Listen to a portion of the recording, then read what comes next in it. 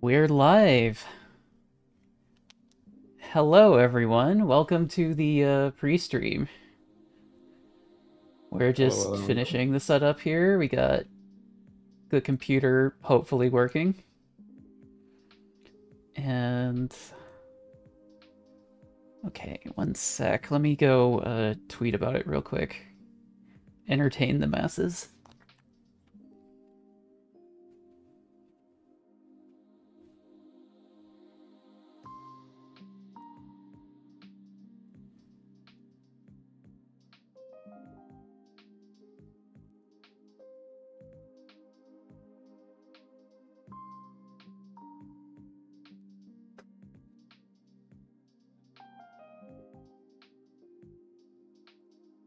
Okay, I think I'm back. Lovely. So yeah, welcome to our stream. The stream's current bitrate is...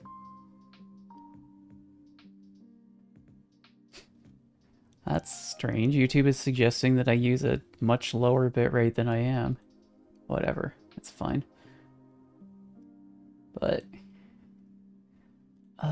do we let's make a to-do.md file. That sounds like a good place to start. So, Encodenator does its thing, right? Yeah, Regardless of how messy this is, it does the right thing when you run it, right? I hopefully. think so. Yeah. And so web needs some more. Gotta grab the copy video URL. And then paste into Mastodon as well.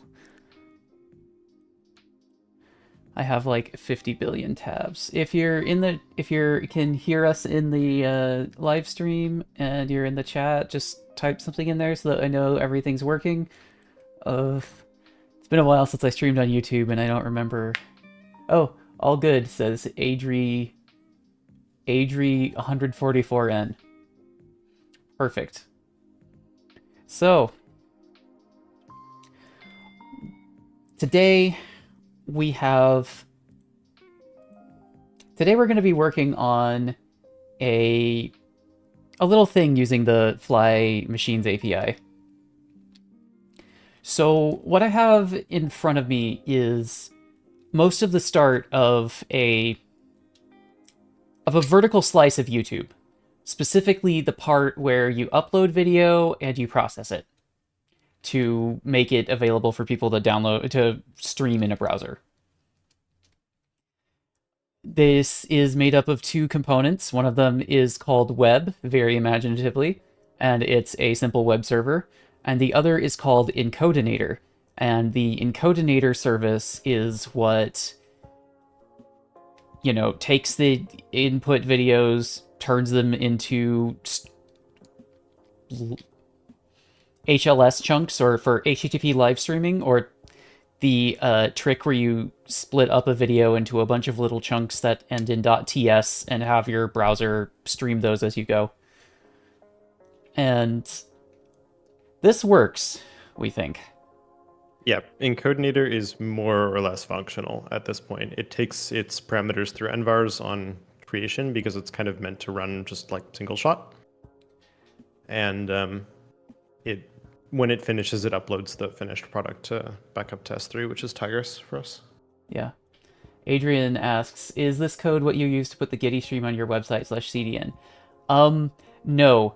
This is, I guess, V2 of that, technically, because it was inspired by my terrible, terrible shell script that I use to render video, but the main difference between that and this is that the Encodenator uses, what's it called? NVENC, the NVIDIA video encoder, and that will be how it encodes things fast. But as a side effect, you can't just have a GPU running all the time, sitting there doing nothing. That doesn't make much sense. So what this is going to do is we're going to create a new Fly machine. When we need to encode things, it will encode it, and then it will make sure that it gets that the encode finishes successfully or it errors with something useful back to the user. I guess that's a good place to start with writing the to-do. So, thank you, Copilot. Add a new feature. Update the change log.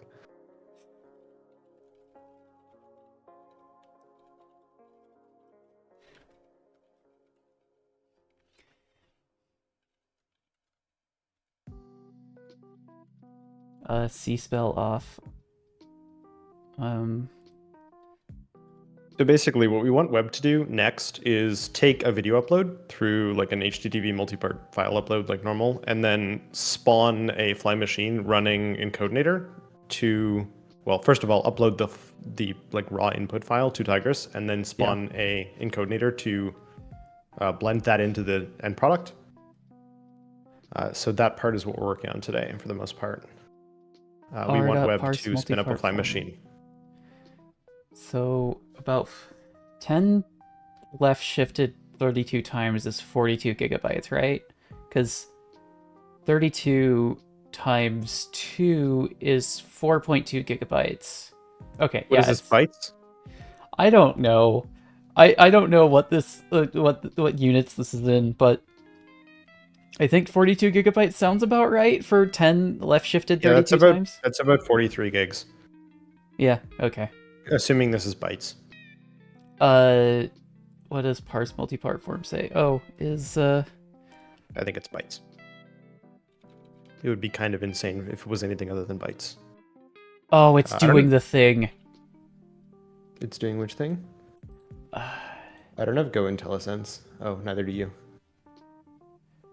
Yeah, that's the thing. Is GoPLS weird in WSL? No, I don't know what's going on, but for some reason, my VS Code settings synchronization thing is cursed. And in order to actually get the GitHub, the Go language support working, I have to uninstall the Go plugin and then reinstall the Go plugin. Right. You killed the collaboration session, I by know. the way. I know. Okay. Go tools install not found. You piece of crap. Oh. Anyone in the chat use JetBrains? Okay. Go with... I hate this. Okay, uninstall. Uninstall. Install.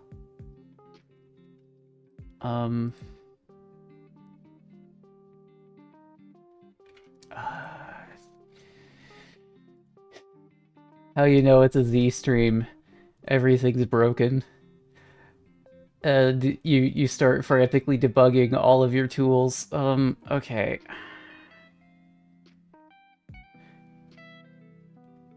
Okay, so let's try uninstalling the Go plugin at the higher level, and then uninstall Go nightly, uninstall Go, install Go. I think VS Code has like profiles. It should.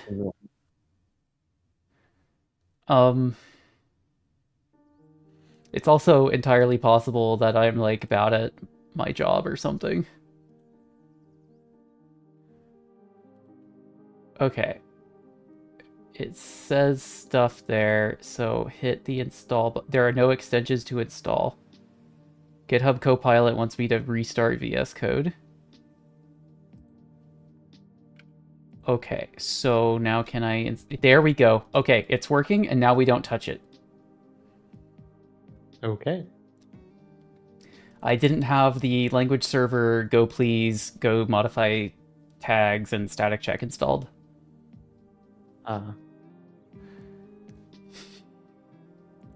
Oh, sweet, 9 viewers.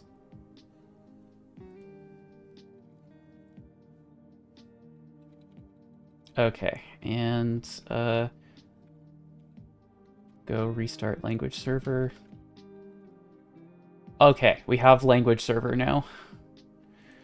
Awesome. Okay. So when we're creating these machines in order to encode video, we need to make sure that the machines work. And by work, we're going to define working as it not crashing. And when it's done, the encodinator will exit and, oh, VSLS, right? Share read write.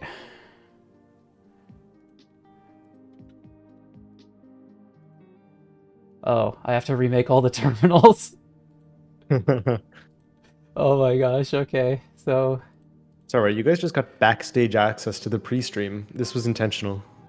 yeah, when we were setting all of this up, we made like 6 terminals, and we thought, oh, this would be good so that we don't step on each other as we're like frantically hacking things up.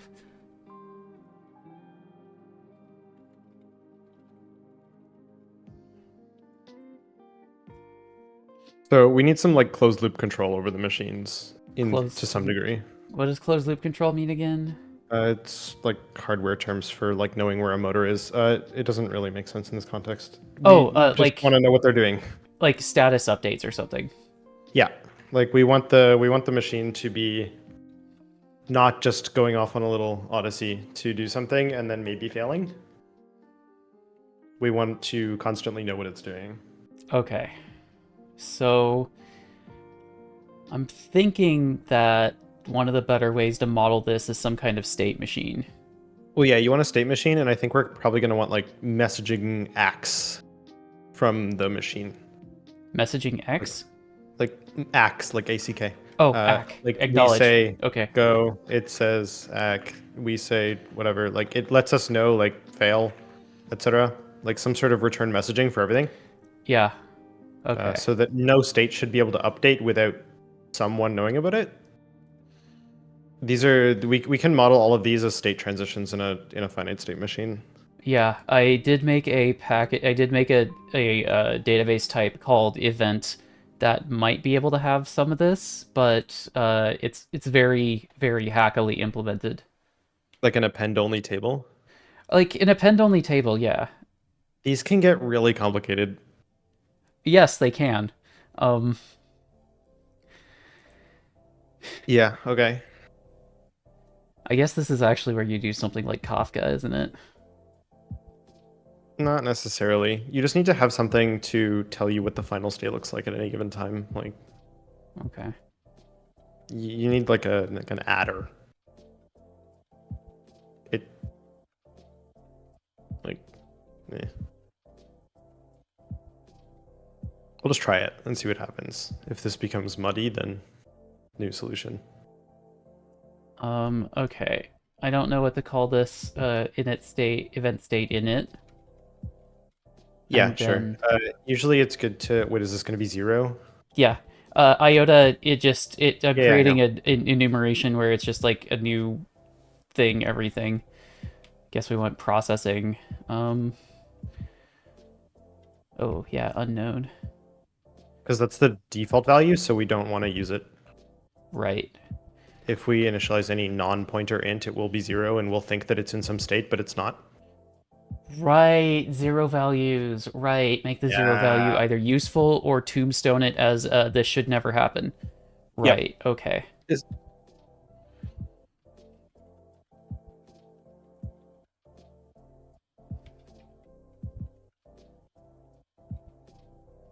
Okay, init, processing, fail, and success. That should be it, right? All right, init is it is started but not working. Processing Working, is it's running FFmpeg. and these Oh, are our two final we also states. need an Cool. uploading. Right. Or pulling, Sure. and Pushing. yeah, sounds about right. Those are the steps that can fail in Encodenator, right? I think so. Let me side spawn it. Pull, transcode, generate HLS playlist, which we can continue. We can bundle that in with transcoding, like processing. Yeah. And it creates the playlist, which is fairly infallible, and then pushes it up. Yeah, I'm pretty sure creating the Like that's playlist is actually a pure action. I'm fairly sure that this is just text manipulation, which means it's probably not gonna. But these do have errors, so I mean, like, the error here is failed to create file, which means that we shouldn't be able to get to Alright. there because it would mean we have permissions errors, and that runs after encoding, which also writes to things and would blow up if there were permissions errors. Yep. But we handle it anyways, so sure. We can just bundle it in with processing. It's not that big of a deal. Yeah. Yeah, looks like it might do it. I keep seeing OBS change the bitrate out of the corner of my eye, and it makes me think the chat is moving, and it's jump scaring me. Okay, so I'm adding a state column to the event table of type event state. Does Gorm not like that?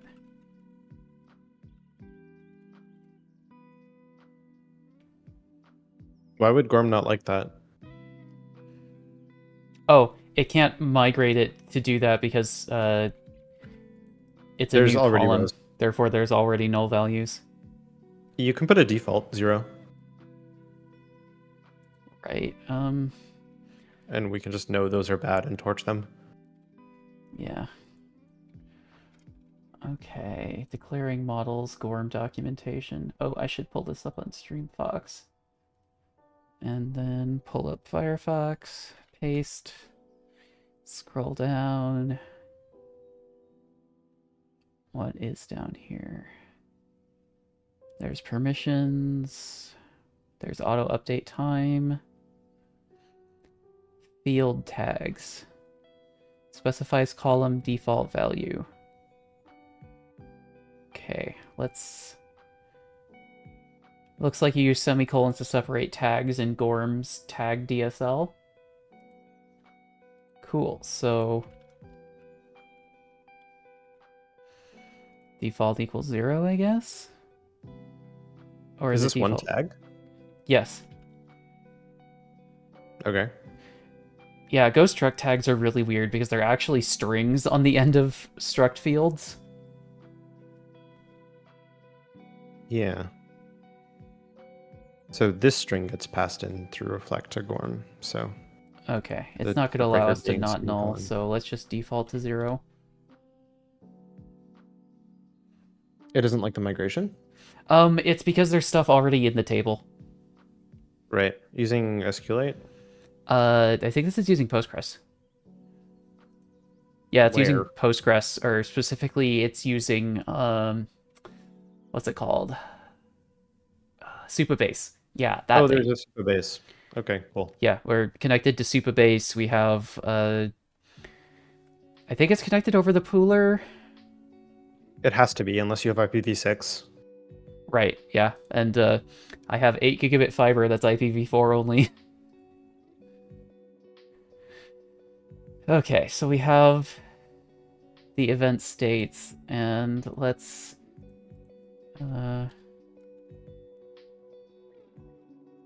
mark the states off on the to-do list. So, I guess GoatPilot wants us to use Mermaid. So view, markdown open preview, you get banished to the side. I have to look up the Mermaid syntax. Oh wait, does that not do Mermaid by default? No. Oh, markdown preview Mermaid support. Yeah. Markdown support for the Mermaid charting language. Those might be important. Okay, cool. What is it mad at? It says you, it doesn't like how you're beginning your flowchart. Oh, flowchart, you have to do look red. Yeah. Actually, unknown should be never. Yeah, sure. What is this? Oh, there's a tab in here.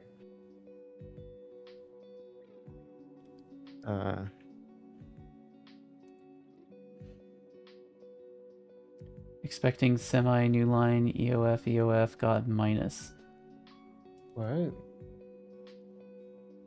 Oh, it is dash second. Oh, right. That is a really useless error. No, I mean I wouldn't say it's a useless error. It's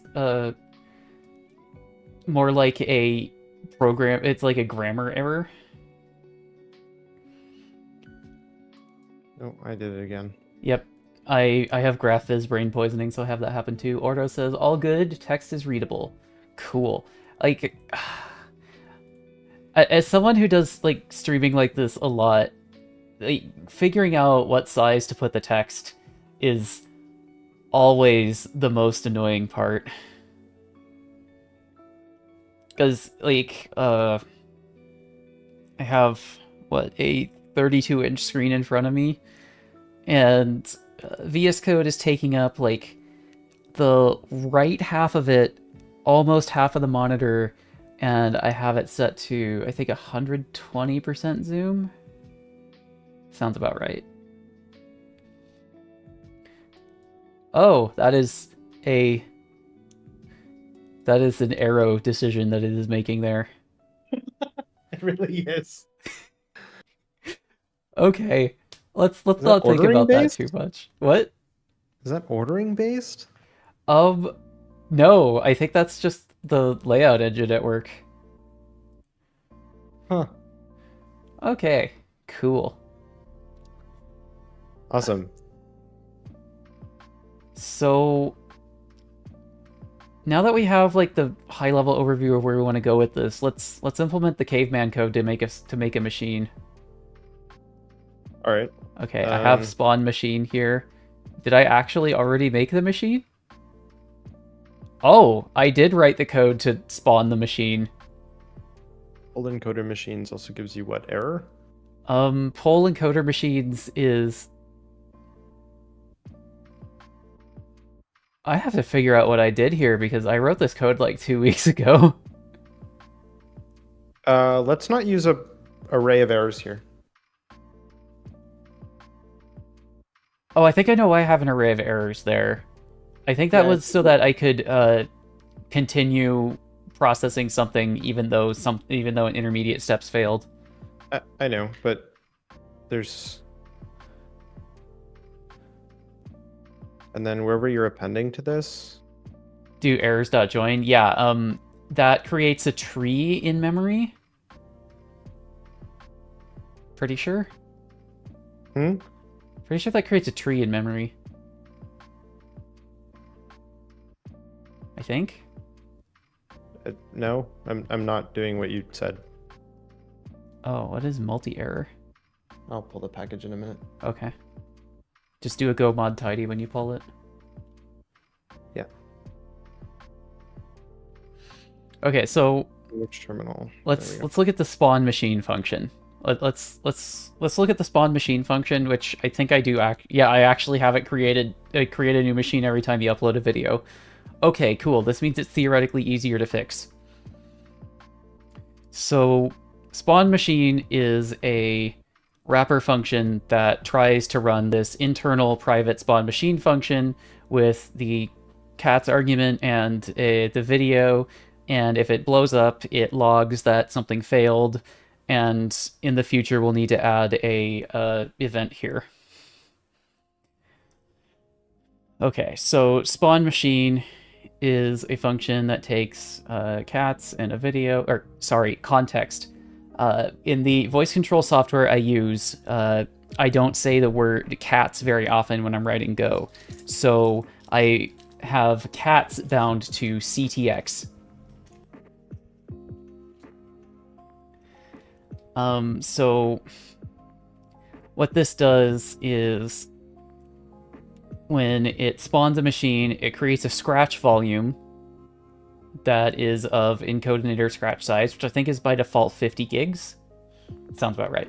It creates a volume of encoder scratch size, and then it logs that it did it. So what we need to do is here we need to add state models.event state init, I guess. And then it will create a machine. We're Control Z fighting. Oh, fun. Oh, yeah, another fun part about VS Code stuff is that you share a Control Z buffer, and this this is fun, and by fun I mean not. So it creates the encoder machine, it logs that it created it with the machine ID, and then it returns nil. And then when it spawns that machine, it presumably has the encoder go do its thing. So create scratch volume is a function down here that will create a volume that is of encoder scratch volume size gigabytes. It has very low snapshot retention because it's a scratch volume. It declares that the volume should go on a GPU machine that we want, and then when we create the encoder machine, we create a GPU machine with an L40S GPU in it, because L40S GPUs have the hardware accelerated video decoder we need. It will mount that volume on /data. It will use the encoder image. It has machine restart policy no for do not restart this machine. It has environment variables for the bucket name that we're storing things in and the video ID that we're encoding. And it adds the video ID in machine metadata just in case we need to use it later. We set the least TTL to 0. We set the LSVD. We're not using log structured volume device. We're not using that thing.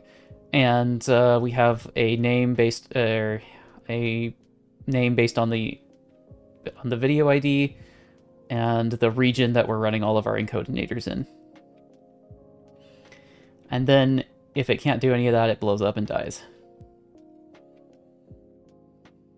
Cool. So I guess what we need to do now is add the events emission to the encodinator. Yeah, because it doesn't look like it's actually emitting any events here. No, it's definitely not. Cool. It should set its own status to create it, not have the web do it. Oh, web just says that it doesn't set it to created, it sets it to init. I changed the name to created, but that's bad. We should change that to creating and then have the encoder set it to created. Add another status in. Cool. Where is that mentioned here? I just finished. You're creating volumes. Here it is. Event state creating. Are there? Do we need 2 events for the volume plus the? I don't know if we need 2 events on there, but I am defaulting to more verbose is better. Okay, but we can't actually tell these 2 apart by this like state table. So, like maybe we'll call volumes like pre-create. Sure. Or setup something. Or just make it a part of the creating process. It probably doesn't matter though. Okay. Yeah, sure. We'll leave it in creating. We're probably not going to check it. So these 2 are essentially the same. And now in the encodinator, I am adding a thing to insert DAO events. Actually, all of these things have this fail function here. We can inject the DAO into the fail function and then have that insert events, right? I suppose. Yeah, and then, everything's hunky-dory and we have free puppies for Christmas. We could not call it fail anymore and just call it like, I don't know, log something event. Well, I mean, if we want to use this for successes as well, I mean. Oh. Yeah, I'll just I'll just keep it fail for now, and Let's try making a new function, like log event message string. What is it? State. models dot event state. And then It also has video ID of type string. What is title? you added a title on the web On the page events. to. I Oh, don't know. title is like the summary of it. And the Oh, there's body is both any a additional body and a detail. title? Okay, I'll call it title and body then. Okay, cool. Actually, can we just? Yeah, because the table is like video ID of type string, title of type string, body of type string, and state of type event state.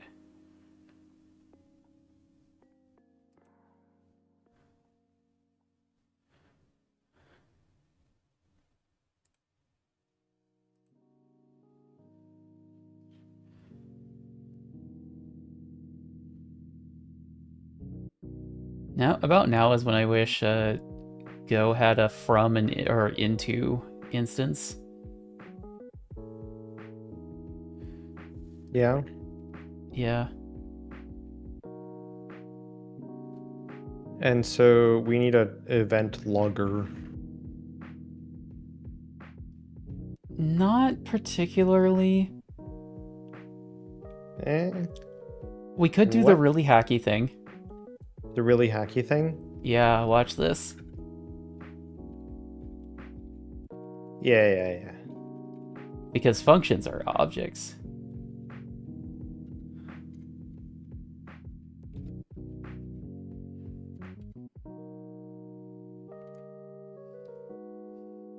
I love Copilot. Okay. Oh, context.background, that's chill. That's probably fine. I don't know if we need to care about the cats in the mix. Let's... Yeah. Oh, it has a return type. Yeah. Because Go actually cares about the return type. Yep. Let me go check the Corpo Twitter real quick. Okie dokie.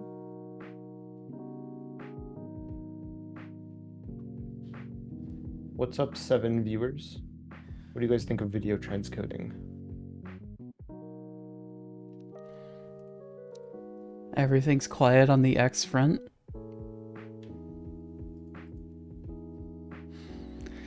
Gosh, I still have trouble calling it X anything but unironically.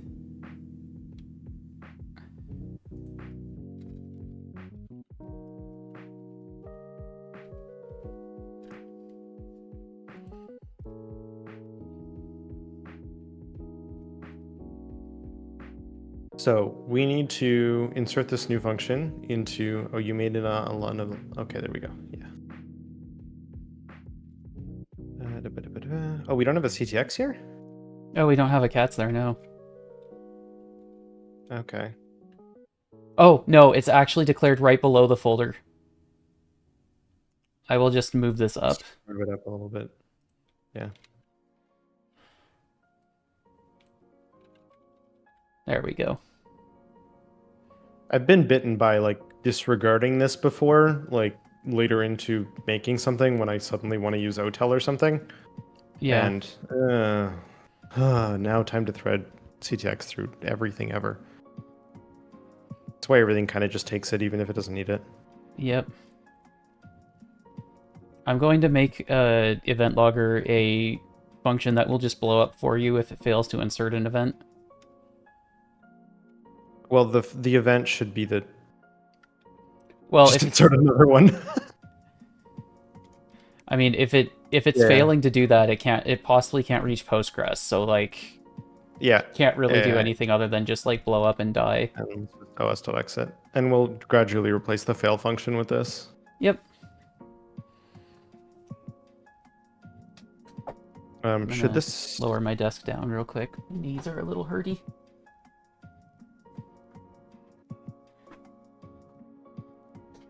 There we go. I have a friend request.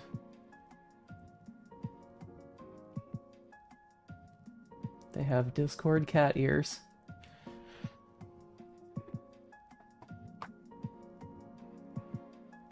Okay. All right.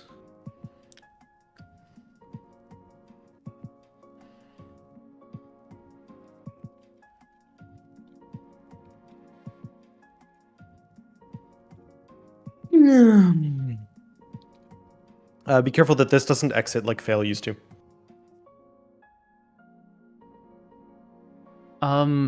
At these points it has to exit because these are fundamental assertions that are Yep. not being met.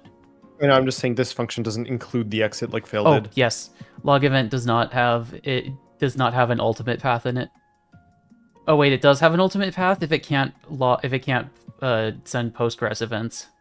Yeah, but this doesn't take error anymore, so yeah, it's fine. It's fine. It's Yeah. fine. It's fine.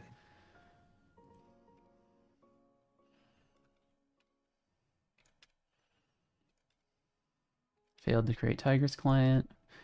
The error body. The video ID is going to be the same for everything. We can inject this inside the Ooh, good the point. event logger.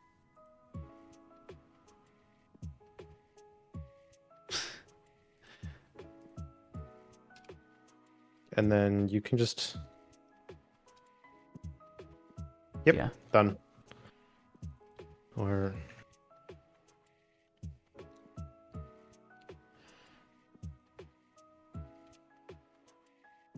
we can actually make this fmt.stringer.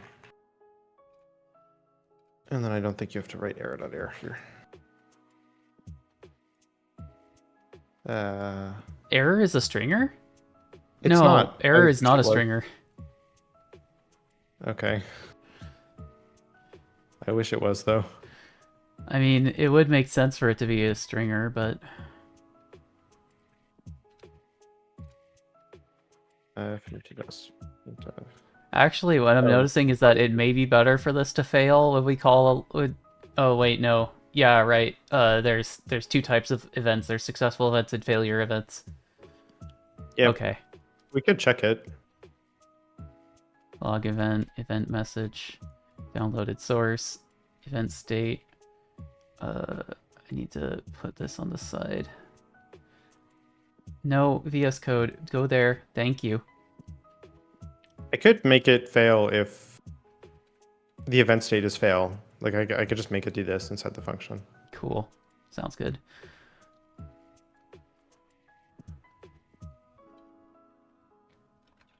Log event, cats, event message, title, downloading source, no body, and then we have event state polling. It's very janky. What about this? Isn't janky? Let's be totally honest. Okay. Yeah, the os.exit is included now if it's event state fail. Awesome. Or completed, right? No, we'll complete gracefully.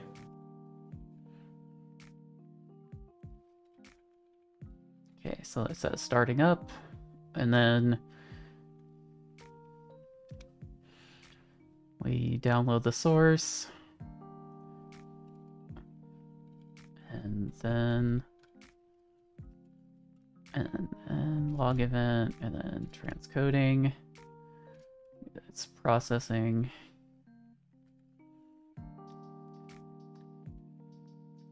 We're gonna Yeah. have duplicates of the states, like with different messages. We'll That's have to fine. account for that on the front end.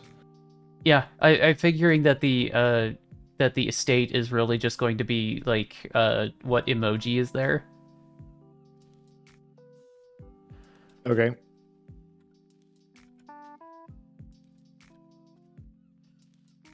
At least I think it would be cool to have like it get shown as a bunch of emoji. Are you adding stuff like, okay, I'm gonna add one for creating master. And I'm Yep. actually gonna add I'm gonna move all this log up into the log function so we get them in the console as well. Awesome.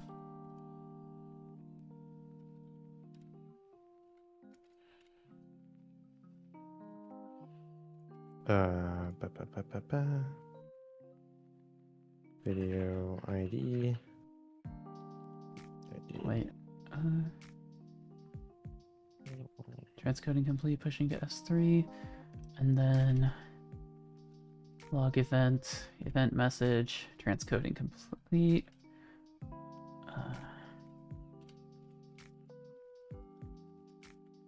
Event state success.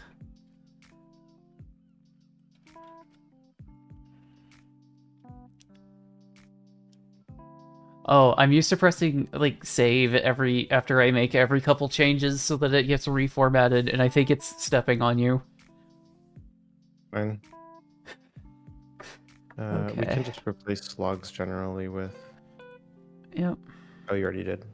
I think there's at least one straggler. There's a fail right here. Actually, you know what we should do to really expose the use of fail? Just make it panic. Nope. Delete it. Oh, yeah.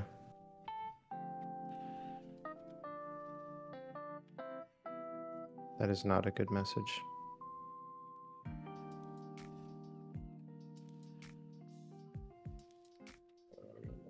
Awesome. These have slogs built in now. Yep. Oh, and then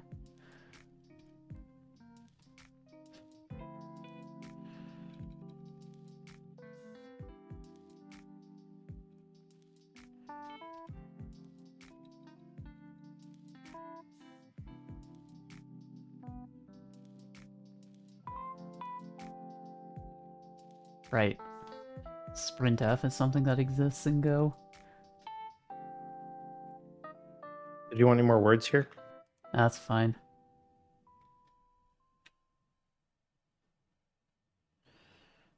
Okay. There's some grammar here. Yes, event state emoji string.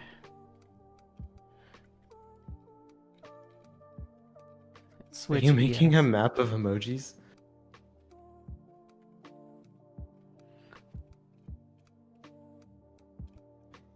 Oh my gosh, it'll just make all of the emoji for me. Awesome.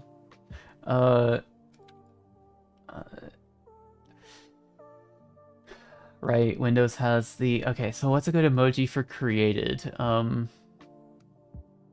Like, there's like a shiny car one, I think. Yeah. I'll have the racing car. Yeah.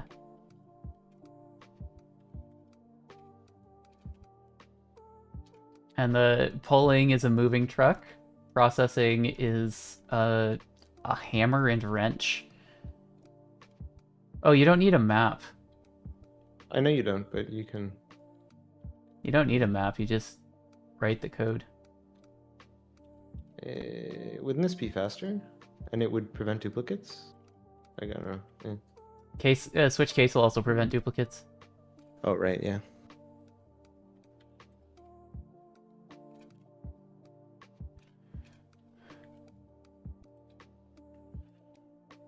Now it's going to say that there's a missing return here, and then return, and then if we ever see a laughing so hard we're crying, that means that something really broke.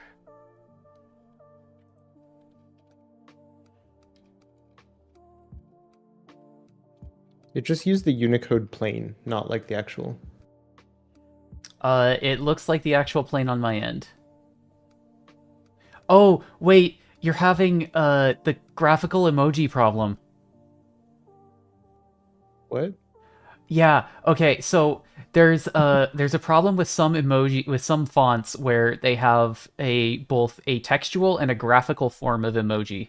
And sometimes you have to it will prefer the text form of it in something like a fixed width scenario and the graphical form of it everywhere else. So in the past, what I've done is actually wrap that in a div with the font name Papyrus. And that forces it to use the graphical form of the emoji because Papyrus doesn't have any emoji defined in it. Awesome. It was just that one emoji that was getting like a little Unicode plane. Okay, cool. Rocket is fine. Yeah. Cool. So we have it spawning the machine. If we want to make web look cool, there are animated emoji fonts. It's probably fine. Okay, so templates, web.temple. Temple is a really cool package for Go, by the way. It is kind of like JSX. Okay, and In the most evil way you could possibly imagine for Go. I mean, okay, the only way it's evil is that it uses code generation, which is the idiomatic way to do this. Yeah, it is. It is the idiomatic way, but it is also transcoding all of your business logic into, or not transcoding, but it's copy and pasting all of your business logic into a file and then filling it with junk. That makes the HTML go. Show status of It's video. it's very unique. It's it's fine. Like, here's what it looks like. We have a base thing, and we have the title, we have arguments, we have the title. We take the head area and the body area as components, and we have like a nav bar that has like a single link to send you back home. We have a footer that says "with love from the nerds at fly.io." We have the index page with a logo and a form. We have an error Y template that explains why something broke. We have Yeah, a it's kind video of like upload. how Rust has like some macro things that do like this, but Oh, you're thinking you of don't. mod.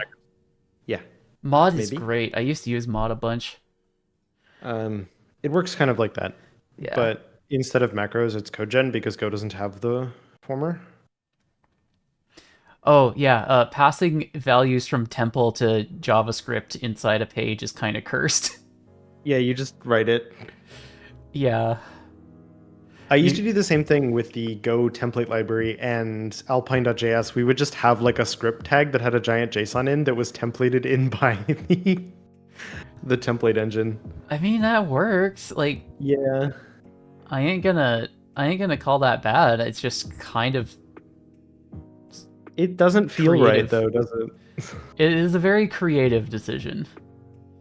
Yeah, that was at the time that we were fully tearing out some horrid decision where someone had decided to put stimulus.js and turbo links like the old one into a Go code base on top of a handwritten non-standard HTTP library.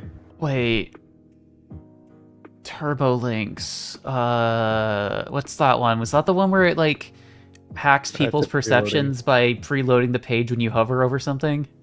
Yeah, it does that, and it also God, that was instead one of of my favorite actually libraries. doing browser nav, it replaces all your Ahrefs with like SPA looking things, Oh, where that's it replaces the body content. that's fun. Yeah, Okay, let's. it's from the Ruby world, and I think it makes sense there, but it really didn't when we were using it. It was just breaking stuff. I'm gonna make a template for video status, Okay. and I'm gonna have it take vid star models dot video and events slice of models dot event. There could potentially be a lot of these. Wouldn't we just want to return like the most recent one? Um, there could potentially be a lot of them, but I don't know if it'll get more than like a screen full. Okay, we'll just like hard cap it at like the most recent 5 Sure. whenever we fill in the backend bit for this function.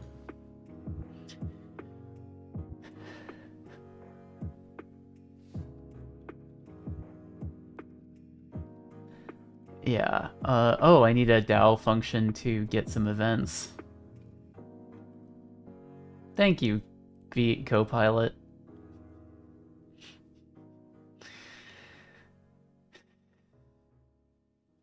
Okay, so video status, that's fine. Go to here, go to main, go to /mux.handlefunc. Oh, let's just do the video status on the actual video page. That sounds fine, right? Yeah. I mean, when it's done, you'd show the video. Yeah.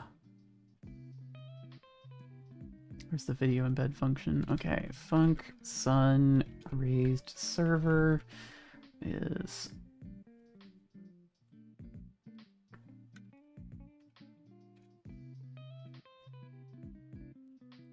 What? Oh, Copilot just wrote a bunch of stuff. What does this do?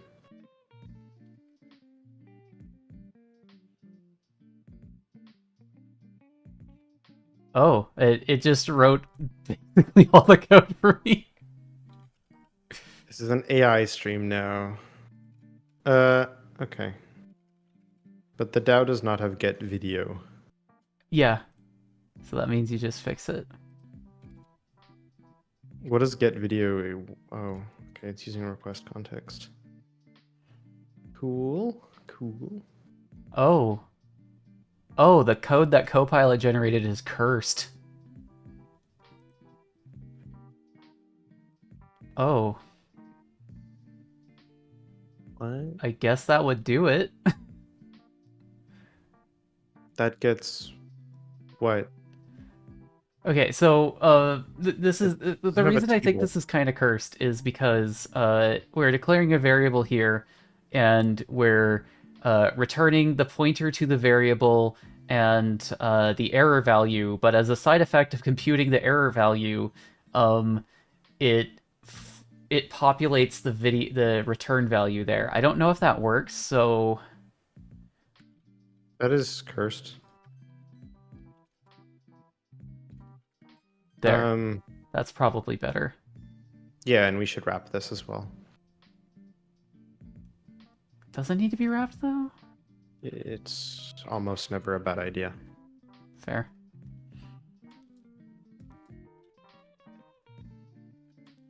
Kind of wish it was easier to make your own error types in Go so you didn't need to wrap things as much with format.errorf.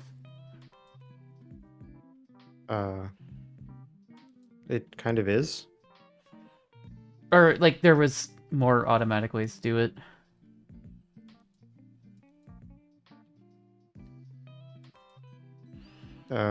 This function has an invalid type. Yeah. Why is it doing that? Let me just make this I don't easier think to it's importing read. models.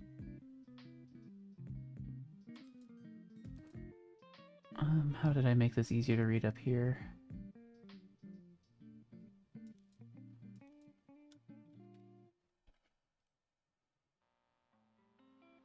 Oh, it looks weird for me because I have my text bigger. Okay, why is it saying that it doesn't like that?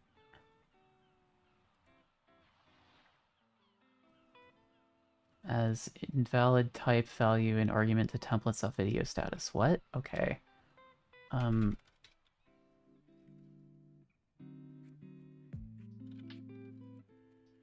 Oh, I need to upgrade the version of temple in here. 747.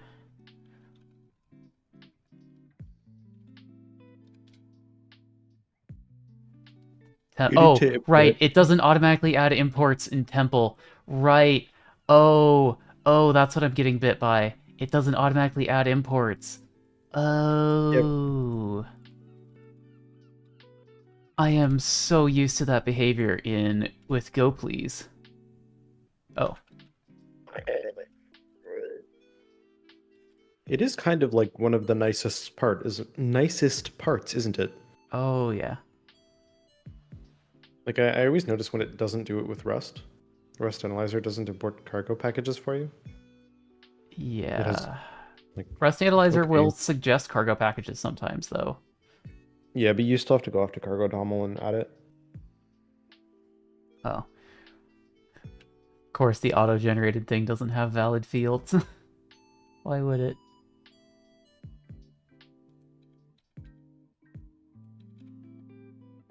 Video ID. Oh. Of course, that's why it's complaining about a UN. Oh.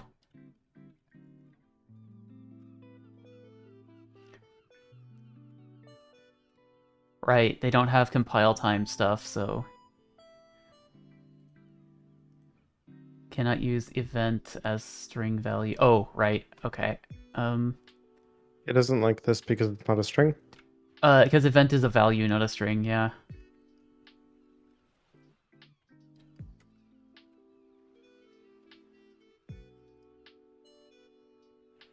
I feel like this should be a table. We can fix it later. Tables are kind of a pain in the ass to style, although you've dropped some CSS on this, have you not? Yeah, the CSS that I put in there is it, Does it have table styling? it should, I think. All right, let's check then. Yep. TR.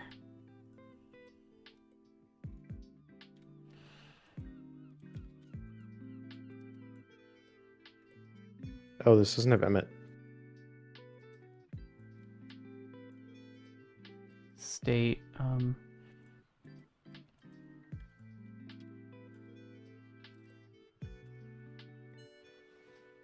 Oh, this is the T head. Yeah. Oh, right. W3 schools doesn't include the T head element because why would they? No. Windows, I don't want to take a screenshot. Did you win Shift S? Or no, what is it? I hit the print screen button because it's easy to on my keyboard. No. Or wait, does the T head go? Yeah, it still needs TR. Okay. I never know how to use tables.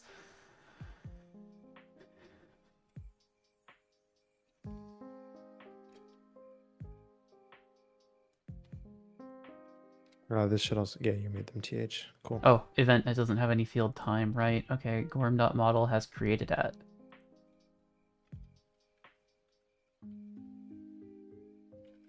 Is this going to be localized? That is going to be year, month, day, in 24-hour time. So it's going to be the perfect mix of American and European. In whatever time zone the server's in. Yes, on my tower it's going to be Eastern, but in prod it'll be UTC. If we do some goofy stuff, we can localize this on the client side. I just made it get localized on the server side to UTC. Fair enough.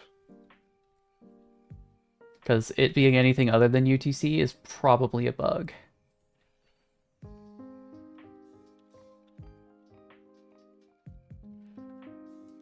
Okay.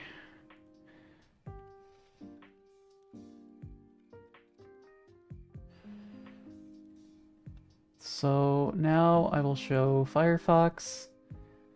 I will drag and drop my sacrificial lamb video. Call it Testress. Hello, new viewers. Awesome. It says it's uploading it, and the link is to the wrong place. Ah. Oh, how did I mess that up? Oh. Wait, what? Oh. Oh. It's not like JSX.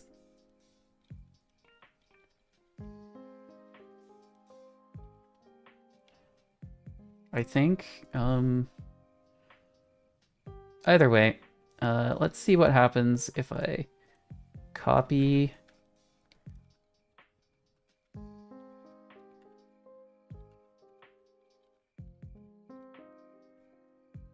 Oh no, there was an error, internal server error. Maybe look at the logs. Oh. Oh, it's video singular, not videos plural. Oh, it still has the other thing with all of the emoji. Oh. It's like, why is there a list with a uploaded video to Tigris? What? What is going on here? Okay. Inspect element. Can't decode create volume response. Post machines.dev That is 403 actually just, unauthorized.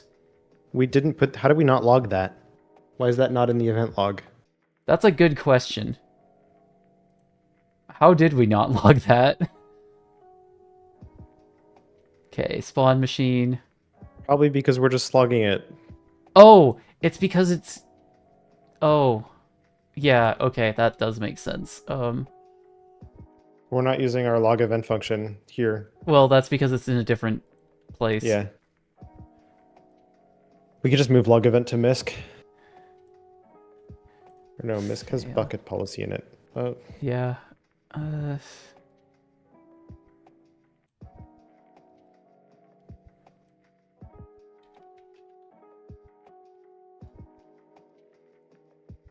Shouldn't we make it share the function? From Encodenator? Probably. I'm gonna make a Empty branch. package. Oh, I'm gonna call it there. let's call it events. Oh, cannot use /videos plus ID value of type string as temple.safe URL value in variable direct. Oh, it would help if I actually had VS Code visible, but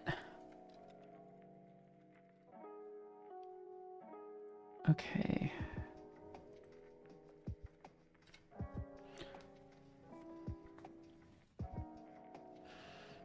Temple.url.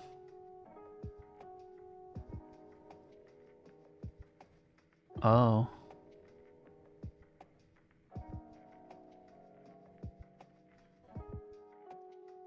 If you need to bypass the sanitization, you can use temple.safe URL my URL to mark that your string is safe to use. I think I know what I'm doing. Famous Does last Temple have words. string sanitization? What? Temple has string sanitization? Apparently. Oh, so you can't put href? You can, it's just slightly annoying. You Right. have to do temple.url format.sprintf call.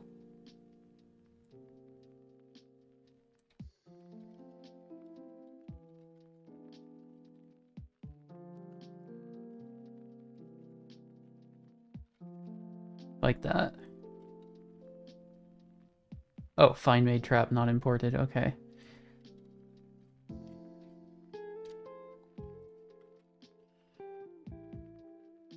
Okay, it is starting now.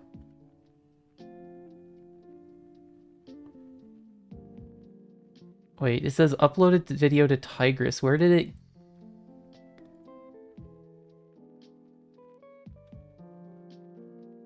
We need to capitalize a lot of struct fields. Yeah.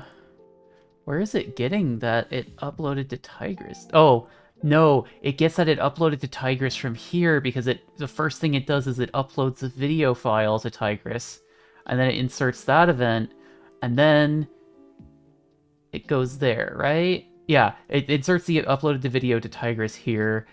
It tries, fails, and then okay. Then let's try that again. No. Not showing you the contents of my desktop.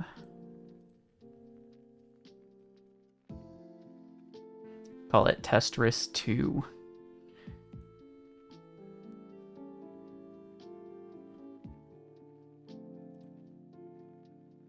There we go. It can't spawn the machine and it has a boom emoji. Awesome. It is failing in the exact way I expect it to. So now to figure out why it's failing. So off camera, I'll open a second thing here. Go into the code folder, go into Pachuli's folder, cmd web. Apply tokens, create, --help.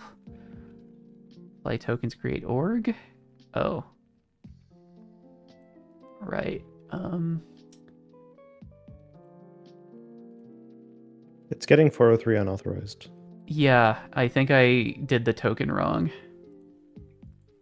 Wouldn't be Okay. surprised if I did. I fixed the error handling, I think. Or, well, no, I made it the same, but now it's in a package that you can use from web as well. Cool. Patchouli's in the DevRel demos org, right? Yep, Okay. I think so. I will assume that it is. It is. Then shift drum. Paste here. And I'll restart it. Put StreamFox back visible and try again.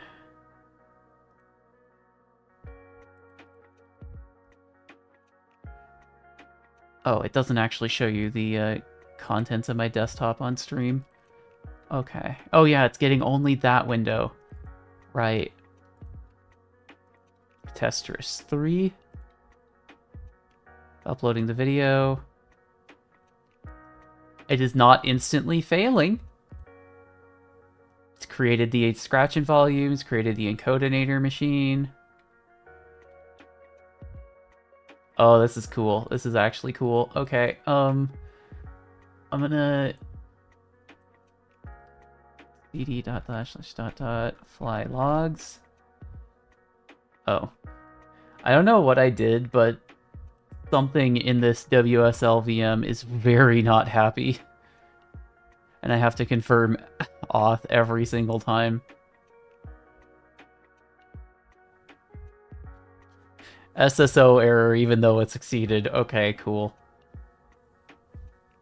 Machine exited abruptly. What? What? What?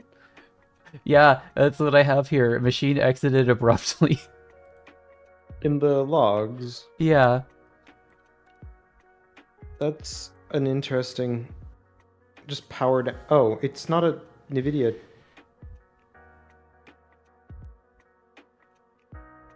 Okay, I'm gonna head over to Patchouli's thing in here and see what's going on. So I go over to the list of machines. No such device. OS error 19. Power down. Are you creating the volume on a GPU node? I should... Yeah, it is being created on an L40S node.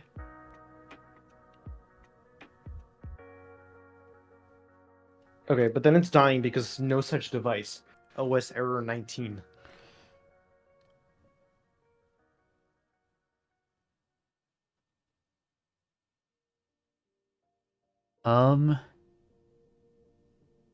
What? Okay, I'm gonna try that again and see if it's just a one-off failure. Like a space ray hit the PCIe. Like, yeah, Like, hopefully. let's upload testrist 4. It's pulling the container image.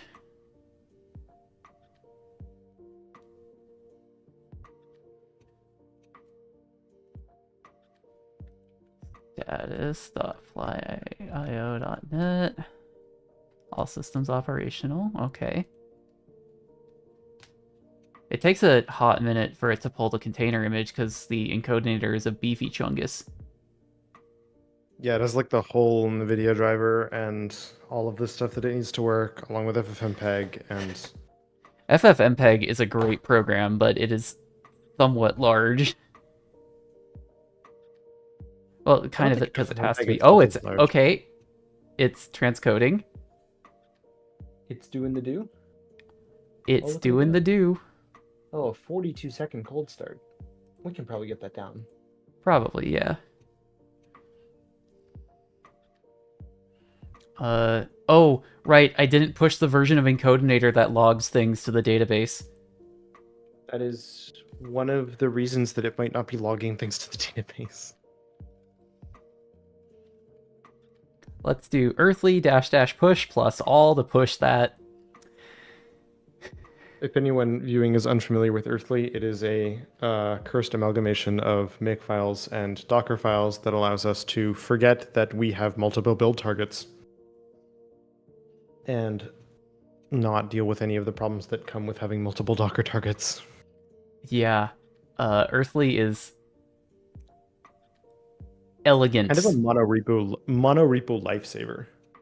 Yeah. Not to glaze them too hard. It's probably one of the better Docker ecosystem things I found in a very long time. I have my thoughts on how they could do it better, but the big thing that they let you do is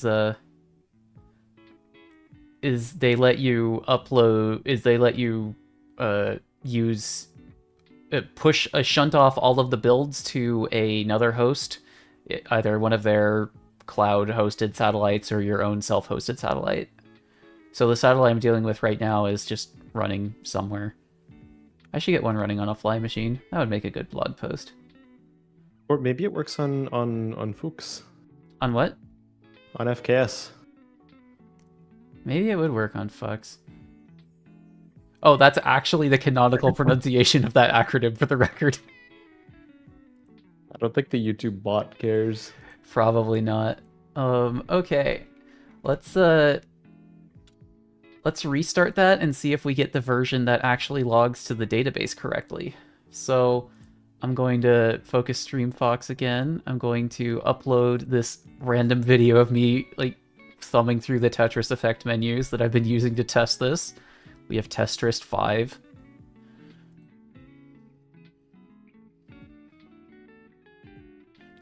Okay, and then I go over here.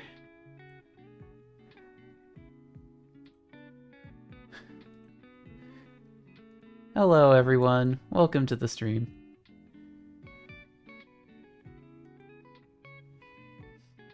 Hello, chatters. We are reading the chat. If you have any questions, feel free to ask. They don't have to be related to video transcoding.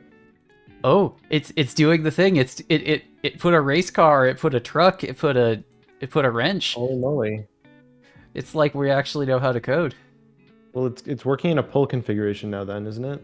Well, yeah, I'm just hitting refresh every so often. I'm gonna, after this works, I'm gonna write the thing that gets HTMX and WebSockets to do it. Are we stuck on transcoding, or is it just doing that? It's just transcoding. Do you have a log pulled up somewhere? Yes, it's in Terminal 2. Oh, it's uploading. Oh. Awesome. Awesome. Okay, let's Cool. get the embed code. What if we ran a periodic update about how transcode progress?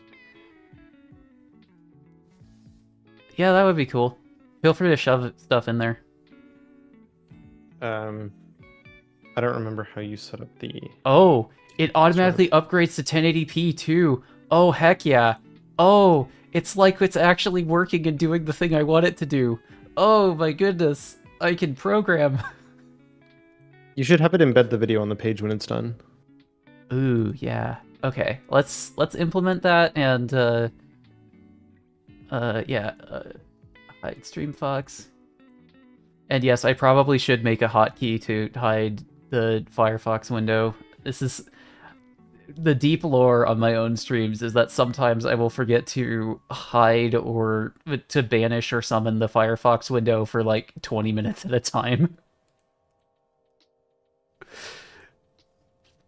Oh, it can't open the browser because it's trying to use like it's trying to open the link and it's not.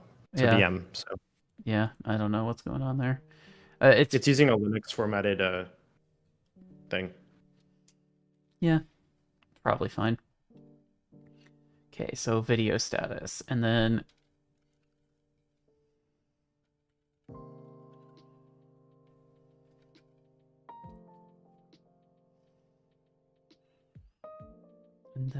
I will replace this with a call to the event table function.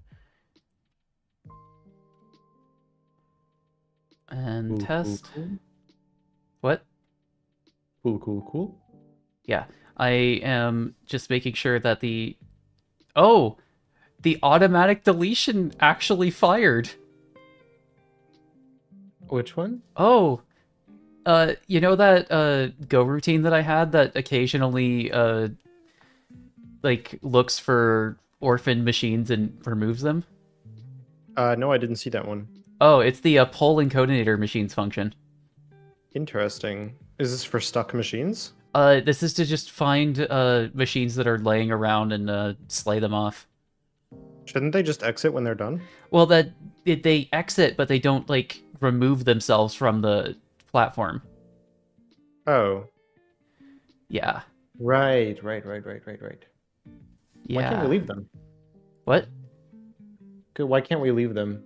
Um, Oh, right, because the count would become insane because we create them every time. We don't actually go looking for an existing one, do we? no, we create new machines every time. Right, and there's a volume. Yeah. Now to pull up the HTMX WebSocket documentation. Cool. HTMX, by the way, is really an awesome bit of code. Like, the basic idea of HTMX is that there's this term for it. It's like harewa or something. Hypertext is the engine of application state. That sound right? Sure. I think it's For harewa. non-internet gurus, it is a library that facilitates the usage of HTML over the wire, like a normal HTTP response from like Nginx, instead of JSON over the wire to an SPA. It's Single kind page of app. it's a back to basics type format or library. It works well in contexts where you have strong server-side rendering support, but poor client-side JavaScript support. Yeah. Where you just want to have 99% of your app's functionality work server-side and then fill in the gaps with something like alpine.js for, I don't know, a button that opens out a fold-out menu. Like, if your app is mostly CRUD, you should really try it. Yeah, it's Because you can actually so completely good. forget about so much of an app by using it. It's not the only thing in this space. Things built into, for example, SvelteKit sometimes approximate HTMX, but not always. And those always have, almost always have client-side JavaScript running as well, which means that pre-hydration, your app might not work quite right. And there are still some Luddites who browse the internet with JavaScript disabled until they're sure of the trustability of a website.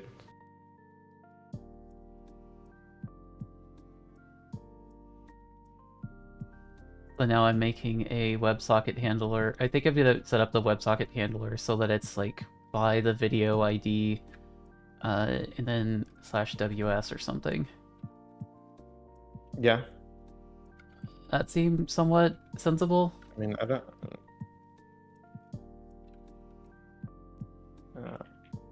Okay.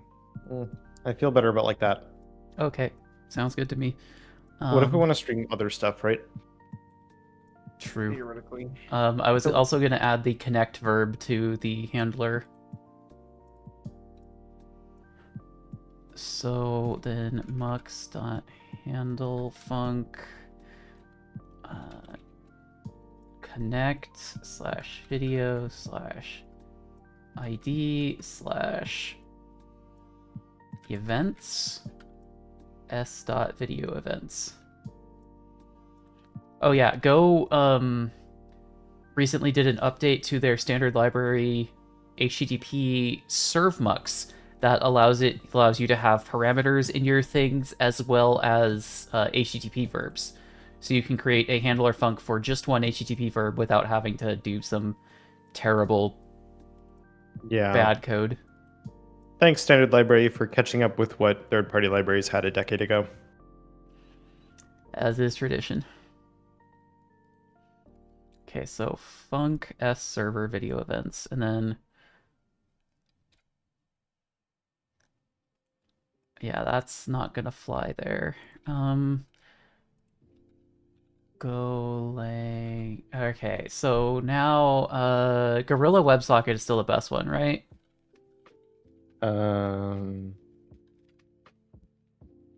Let's just assume that we're gonna use Gorilla WebSockets Yeah. here. There is net WebSocket. That one doesn't work. That's cool. Yeah. Yeah, let's just use Gorilla WebSocket. It is a commit from 3 days ago. I thought that Gorilla was abandoned, but that might just be Gorilla on Mux. No, Gorilla was abandoned, but then Red Hat realized that they use it and unabandoned Unabandoned. it.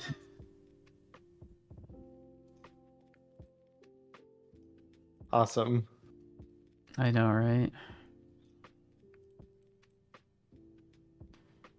It's always nice to find a big company finds they depend on a nice little open source project. Then it's to unabandon it because Yeah. I bet they never donated a cent before then, though. As is tradition. I remember there's a simple way to do this.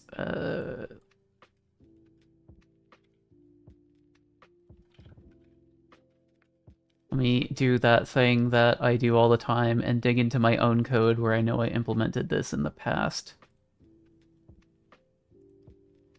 Oh yes, the scratch pad. The scratch pad of former dreams. Is the code on GitHub? The code is on GitHub. It's private right now, but it will be made public in the future.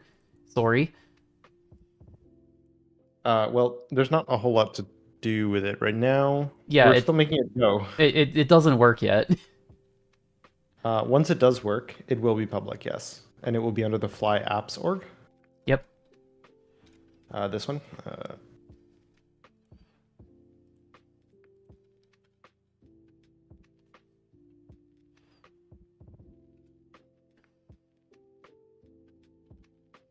Okay, so then It'll be called Patchouli, I think.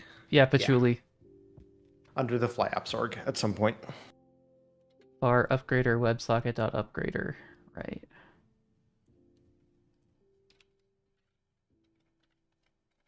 Looking over. I've actually never written WebSocket code in Go before. It's not that hard.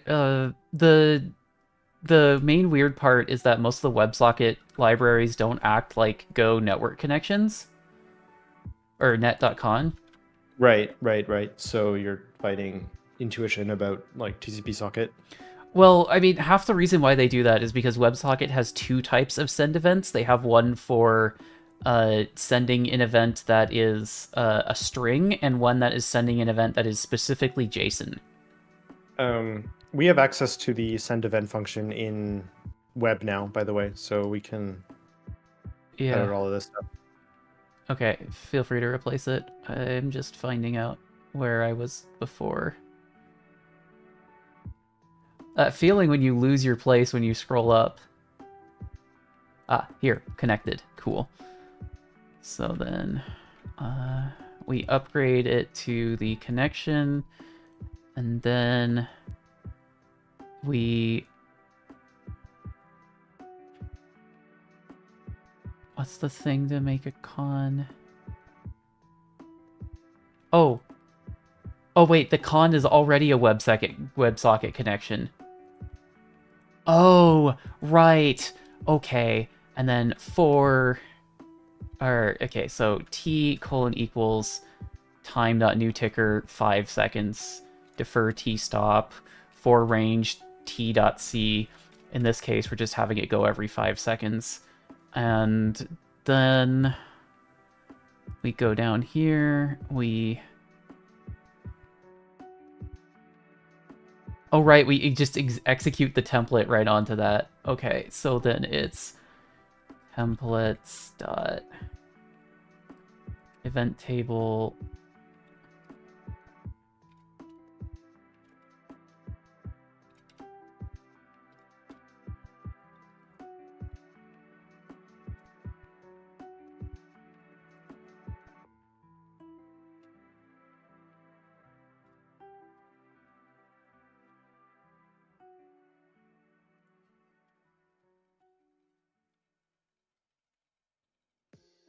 Okay, and then we render that to the WebSocket connection if error not equals nil.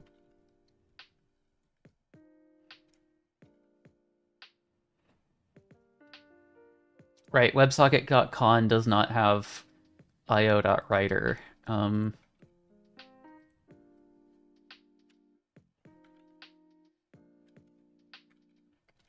var buff bytes dot buffer and buff,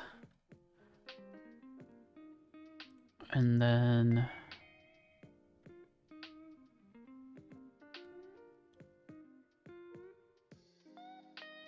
exec template in this thing takes a WebSocket connection and puts it into a buffer. Okay.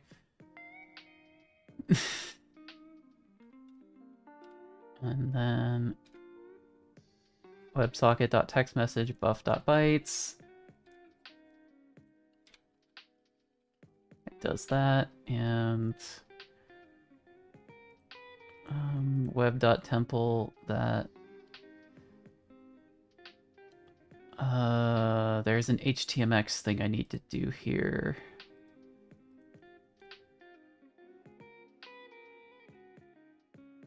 Oh, it just swaps it by default. Cool. Awesome. In this awesome.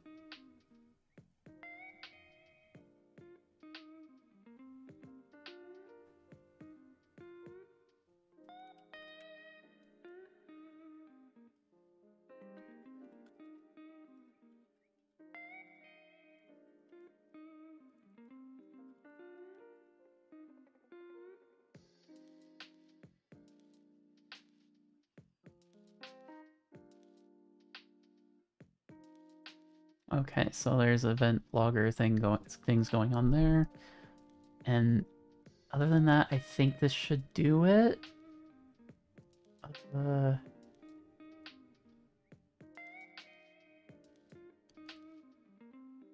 looks like there's things going on here, so I'll just let you do that real quick, and I'll...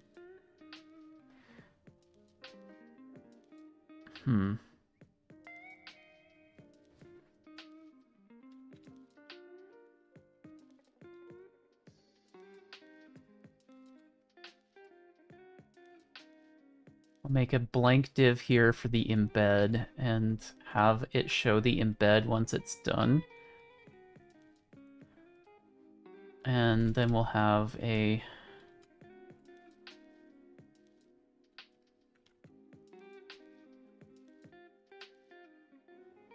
embed HTML, and then we'll put that there. And we'll only show the embed stuff once it's ready. That sound about right?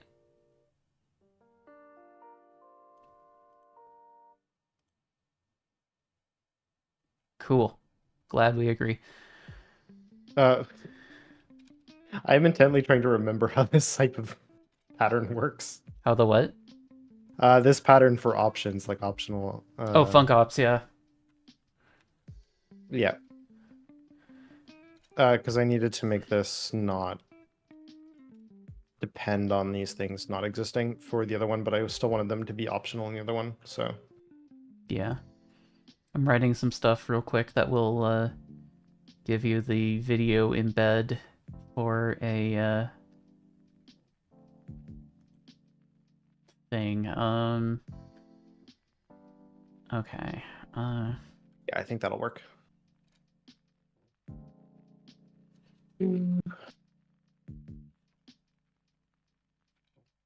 No, that won't do that. Okay, so what I need here is I want to have it embed the video, which means I'm going to have to make an iframe that points to the video embed route, right?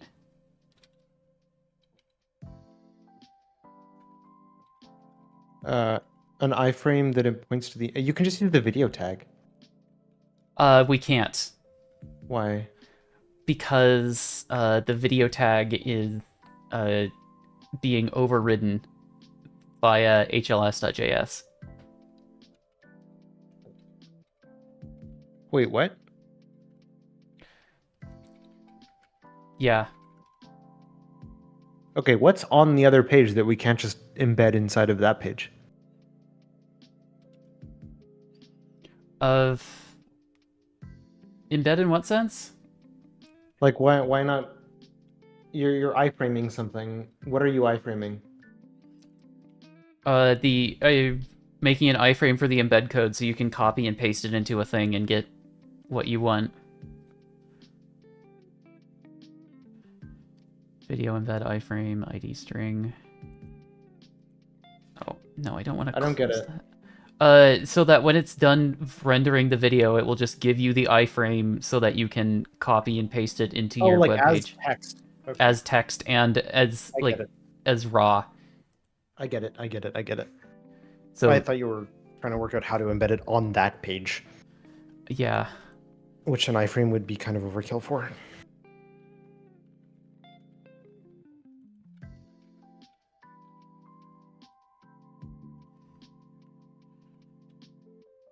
I don't think an iframe would actually be that overkill, but that's a different argument.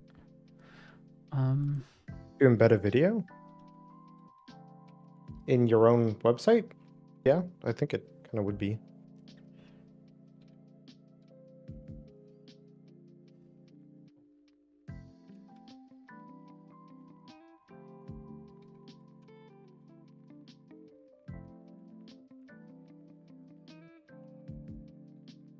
No.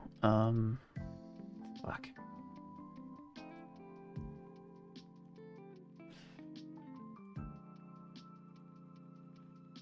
Okay. The video embed iframe is this thing, and then temple video embed iframe text area.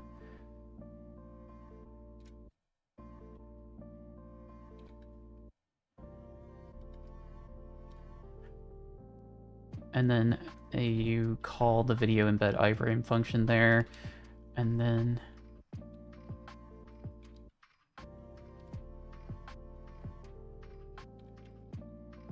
let's do it this way.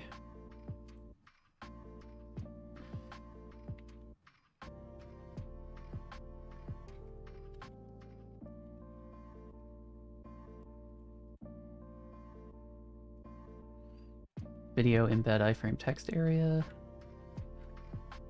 Vid dot video OID.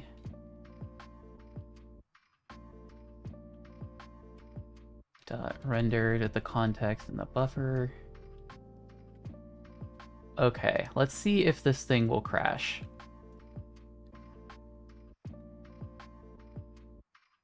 Yes. Cannot use, oh, right, the safe URL thing.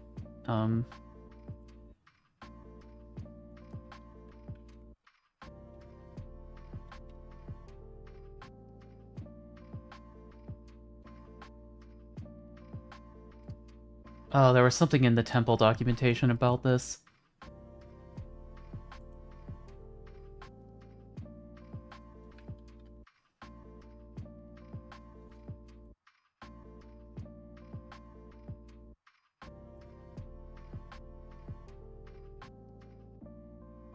Okay, let's start at the... I think it's complaining about the WS Connect thing first.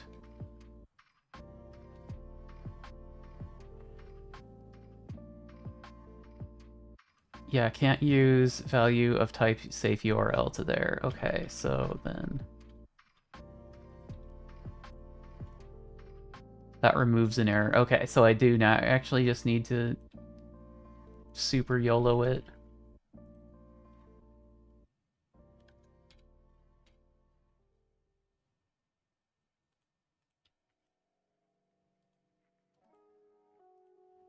And then...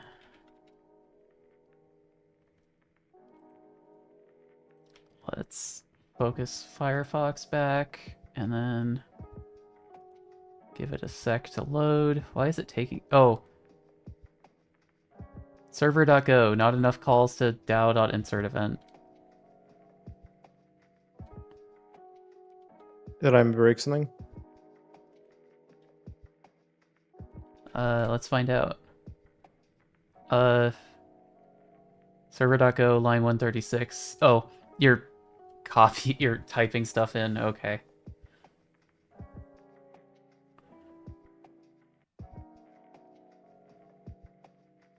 Oh, this just has CTX.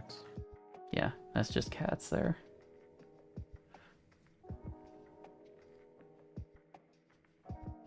The beauty and horror of live coding with someone. Sometimes you're both modifying the same buffer at the same time. I've been trying really hard to avoid the temptation to press Control Z though. Oh my goodness. I am so Just used don't to make pressing Control mistakes. Z all the time. Are you using your clipboard buffer or something instead? Yeah, I use Command X to delete things, and I use Command V to put them back. That's amazing. I mean, it's good. I don't press backspace. I guess it's what you have to do.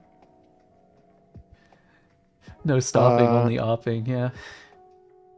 Event message. like I just Command X that to get rid of it Yep. in case I want it back. Oh, it didn't crash. Cool. Yeah, I have some more of these though. I think. Yeah, I'm gonna have it running for now just to test the WebSocket stuff. It's probably fast enough that it's not gonna work very elegantly, but who knows? It might work. Okay, so then we go to inspect, we go to network. Why is it doing get? Oh no, why is it saying NS error WebSocket connection refused? What? Hold on. Okay. Why is it sending a get to do a WebSocket? Oh, no, that's not right, right? It shouldn't, unless it wants to upgrade. Because the upgrade should be done with a connect request. Okay, let's just remove the thing and see if that does it.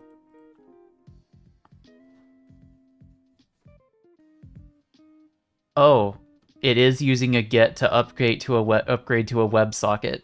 Yeah, you can do that. I think. Oh, that's cursed. Oh, it is actually getting the events though. So there's that.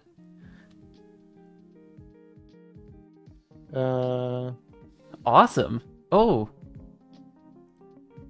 Yeah, it's probably sending a get with the upgrade header. Why would you do that? That's RFC violating. It's on MDM. Oh, Jesus Christ. Okay. I did not know that was legal. I seriously thought that no matter what you did, you had to use a connect request for WebSockets to work. Cool. We have learned something today. No, Connect is not related to WebSockets at all. It's not? Nope. Connect is for to access websites that use TLS. A client asks an HTTP proxy server to tunnel the TCP connection to the desired destination. The proxy server then proceeds to make the connection on behalf of the client. This is like evil proxy stuff. Oh. Connect has nothing to do with WebSockets. Oh. That's unfortunate. Today, Z learns that they don't know how the internet works. You're gonna fail the LinkedIn skills exam on HTTP. I should take one of those LinkedIn skill exams at one point, just for the hell of it. I know for a fact that it has like multiple choice questions about all of the HTTP methods and what they're for. I seriously thought Connect was for WebSockets. Today I learned. I know Connect is also used in HTTP proxies. Yep. That's what it's for, though. That's the only thing it's for. Oh. So I'm just heckin' wrong. Yeah, I thought you were, but I went and checked it first before Okay. asserting HTTP request knowledge dominance. Yeah, it's exclusively for proxy, like two-way communications with a resource like a proxy. Today I An learned. HTTP That's proxy server. horrifying. Anyways, get upgrade to WSS is standard, I think. It's sending the upgrade header, I bet. You should check that it exists, though, on the... It is sending the Can you upgrade match on header. headers here? No. Or is that still third-party library only? That's still third-party library only. At least the first party standard libraries come a long way though. Yeah, really, from not being able to match on variables at all and not having precedence at all, and like not even being a regex matcher. Yeah. Okay, I'm thinking it might be funny to have a restart or like a restart button for for manually saying retry the encoding. In case it's stuck. Yeah, And the restart button, what just nukes the fly machine and does it again. yeah. And resets the state to creating. No, that should happen. No, it just inserts an event and restarts it. Oh, why is StreamFox so squanched? What? Something's wrong with my OBS configuration. I'll fix it later. Oh, it looks a little stretched, doesn't it? Yeah, it looks like squanch or something.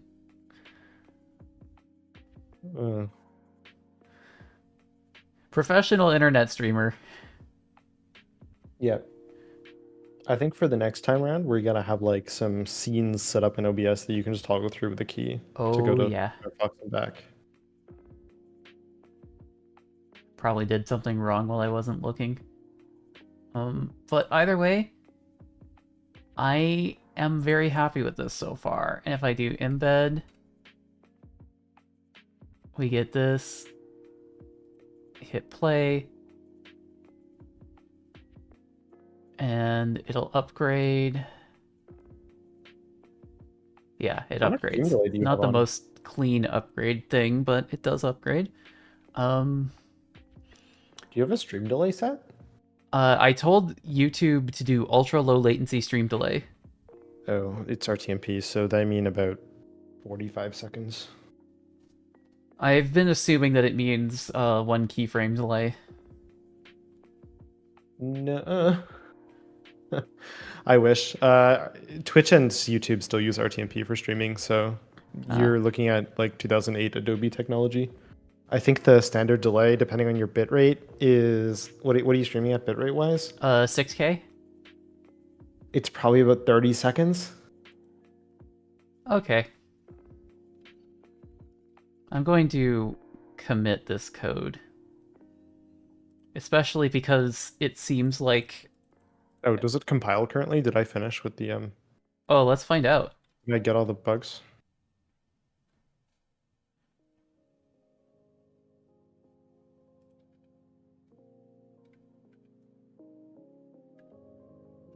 I added the updated logger things that don't take up as much text. It does build. Good. Good.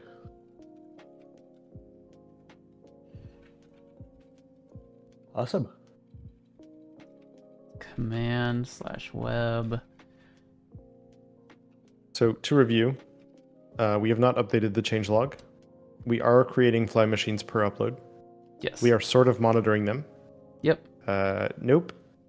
Oh, the restart button. Right. Okay. Kinda? Let me just make the restart button because I'd be able to do some hilarious HTMX stuff with it. Okay. Because we already have a WebSocket, so... Oh, you want to send the restart message back across the WebSocket? Yeah, Okay. that seems sensible, right? Sure. It could also just be post, but you know. I mean, that would be the sensible thing to do, but not the fancy thing to do. All right. All right. Live messaging. What do you have on the polling end of that WebSocket? Just refresh, like a go routine with a timer?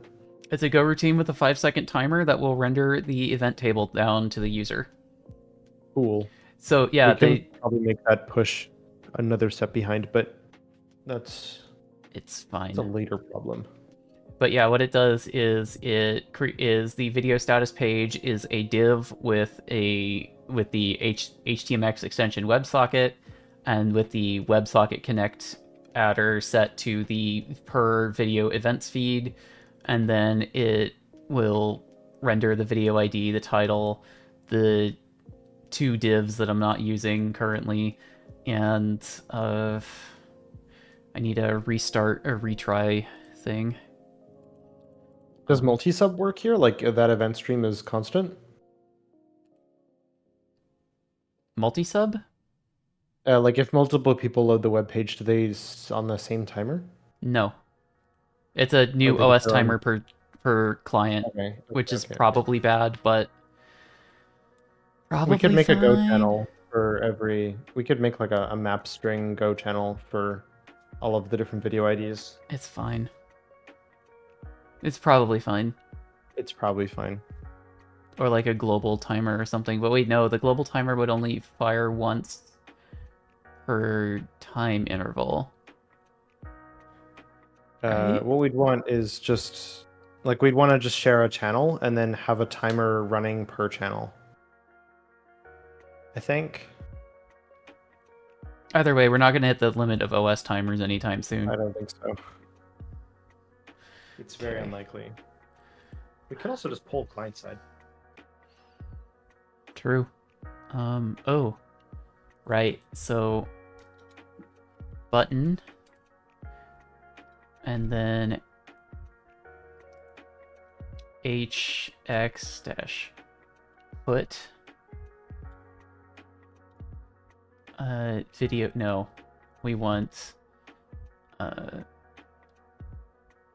video ID slash retry. And I don't want an hx swap here, I don't think. Do I? Okay, so I think why... Contained What? with that returns? Let's do hx swap outer HTML. What does that mean again? It means that it replaces the elements, not the contents of the element. Okay, it replaces the entire Put it element. on that, it's going to replace the button. Yeah, okay, it would replace the button. So in this case, it would have like a temple video retrying button.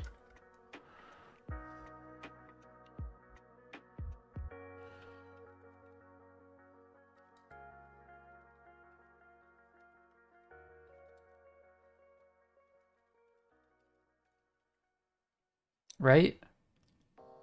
Sure. Yep.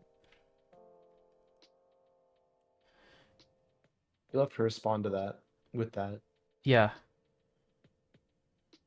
That's why I do it over here, and Wait, why is that put? why is that put? Yeah. Put you have is HX idempotent, right? Put is basically not used. Okay, let's do post. Yeah. The Fly Machines API uses put. Yeah, it probably uses it where it makes sense, but I don't think that it does there. I might be wrong. The put request method creates a new resource or replaces a representation of the target resource with the request payload. So that's like a desired state type thing. Ah. Like this is like kubectl apply -d or whatever it is.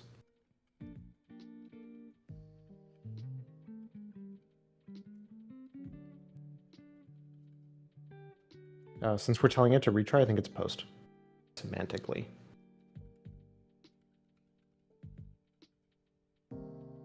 I guess that would make sense, yeah. Okay, so...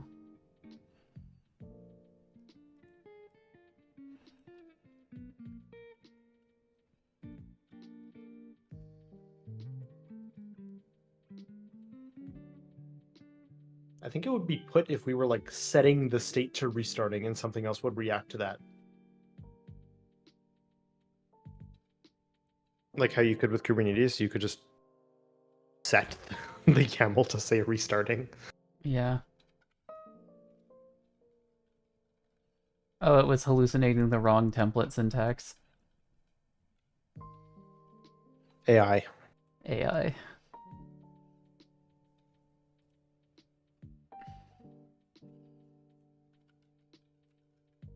Do you use Copilot extensively due to typing strain?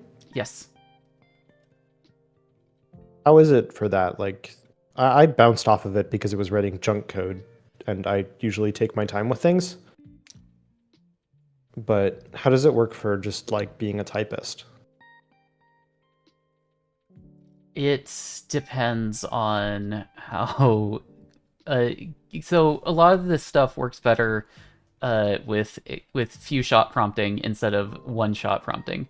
And few shot prompting is when you have several examples that it can use to get the style that you want and then replicate it. So with a lot of stuff, as you start writing more code, it gets more of what you want. Ah, So it's one of those things where if you have a bigger file with a bunch of stuff in it, it gets a lot better. I did also use Copilot prior to like the Copilot X or whatever it is that's working off GPT-4. Mm. Was that a large improvement? I haven't actually tried Copilot X yet. Really? Or if I have, I don't know if I am.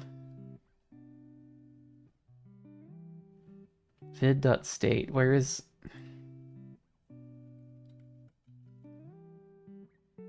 Oh.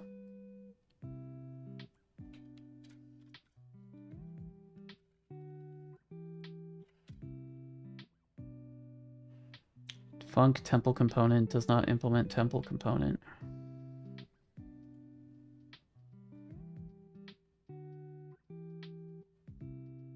Oh, right. You have to call it to get the component, and otherwise it's just a function.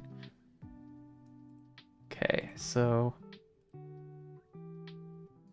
And then I refocus Firefox. Oh yeah, I do have Copilot access through Fly. I could just try it. Oh, you know what helps if you're trying to do something? It helps if you actually wire up the route. Oh, Yeah, who would have thought? who would have thought?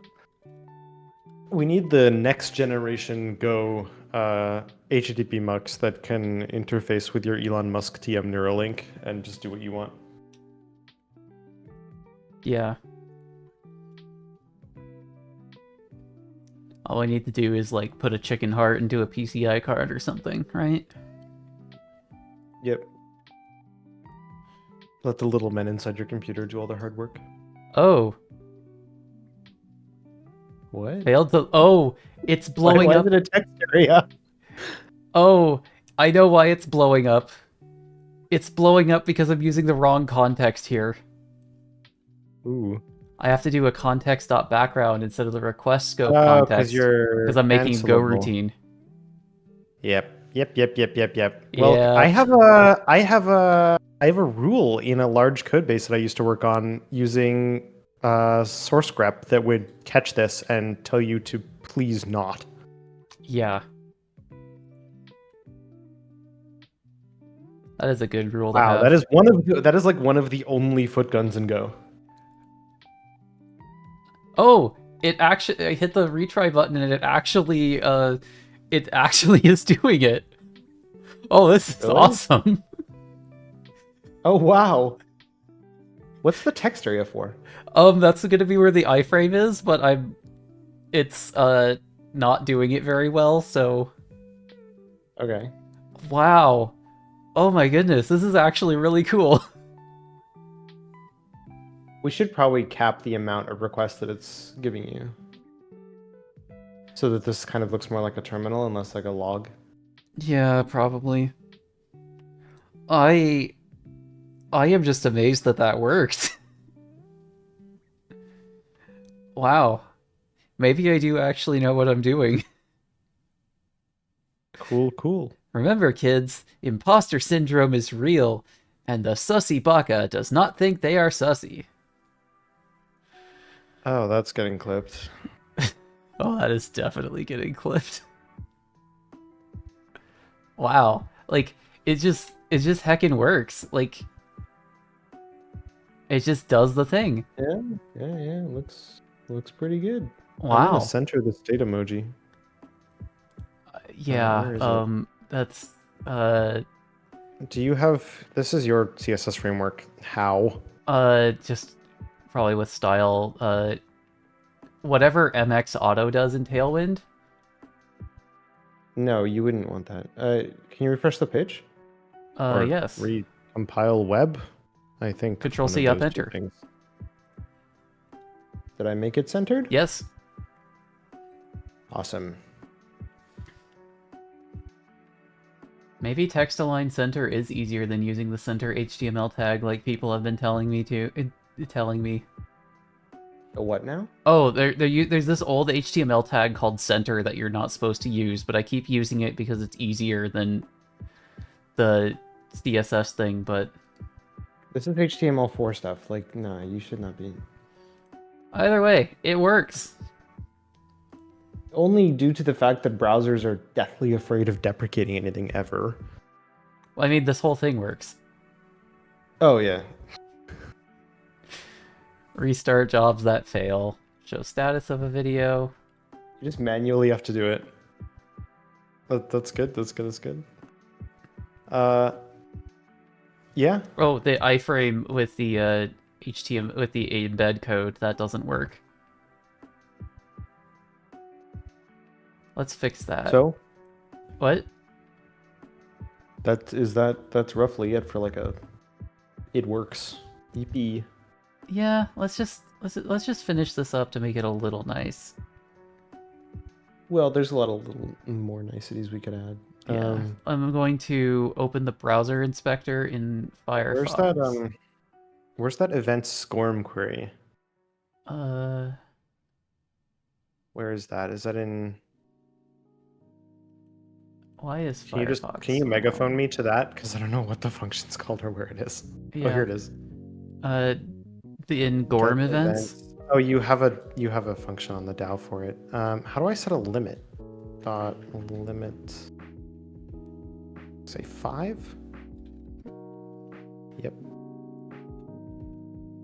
Oh, I've been typing in Rapid this entire time. In Rapid? I have an analog keyboard, and I have been typing in 0.1 millimeter actuation for the entire stream thus far, and that's why I keep making typos. Oh. You need to order by the created at descending. Oh, right. Order. Okay, and then Created at this. in I wanna say that Gorm, right. how do I order? I think I did it. Just by... refresh. Oh, you're doing Copilot? Oh, it says that you did it the right way. Cool. Is it possible that it just read my code and is now hallucinating? Probably. Oh, Does it work? let's find out. Hit the retry button.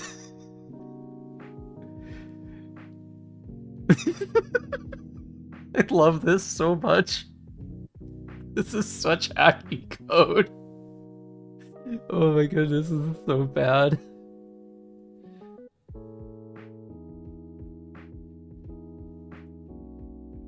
Now...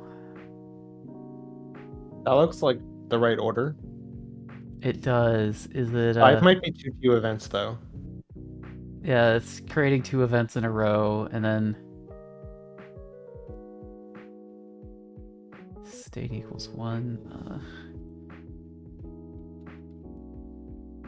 Restart it. Oh, it had the old encodinator machine laying around. You know what? Let's just upload a new video. Just I'm gonna upload a longer video just to like prove that things are working. All right. Are you ready? Yep.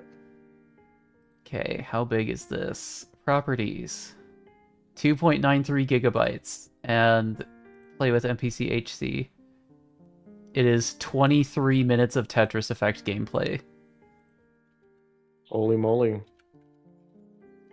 Oh yeah, this is the stuff that I used as the placeholder Tetris for that one video I was working on and forgot to upload and release. Oops. I probably need to finish that. Probably Lost footage showed on stream We could make a found footage movie. for Flatout.io, like the Blair Witch Project, except it's stuff that Z has on their hard drive. the Fly Witch project, yeah. Yeah. And we have the EP girl. EP instead of EP. It turns out that 3 gigabytes takes a while to upload no matter what you use. That should be done by now, though. This is why multi-part file uploads are kind of janky. Oh, there's extra delay here because I'm going from Windows to WSL to Tigris. So it's Windows to Yup. WSL to Windows to Tigris. Okay. Wait, why is it going back to Windows again? Because the WSL is a VM that's behind NAT. Oh, okay. So you're just throwing this through like 3 software-defined networks and then Yeah. up to the web. Oh, uploaded video to Tigris. Why aren't we running web on Fly? Because it hasn't been put on Fly yet. We could do that. Yeah, I'm just making sure it works. And Codeinator doesn't even have a fly.toml, does it? So Oh, Encodinator doesn't have one because it's not something that runs consistently. The whole app does, but not the Encodinator component itself. yeah, but we have a fly.toml. So what does fly deploy do? Let's find out. Unfocused StreamFox. Go back to fly.toml. It You looks are like it would still- deploy web. Never mind. Let's test it.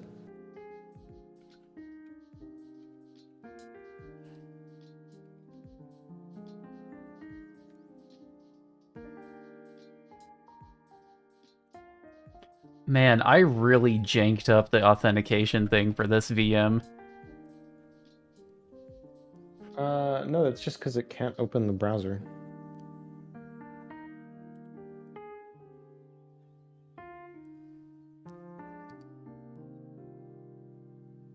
SSO error. Oh. How about this? I'm going to commit this, and can you run the fly deploy command? On a local machine? Yeah, I guess. I'll build it locally too. Just push up the image and I'll run fly deploy. Yeah.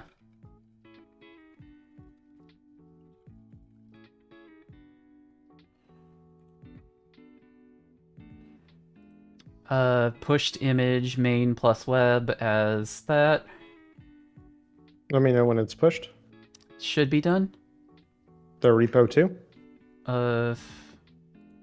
Let's check. Yes. Okay.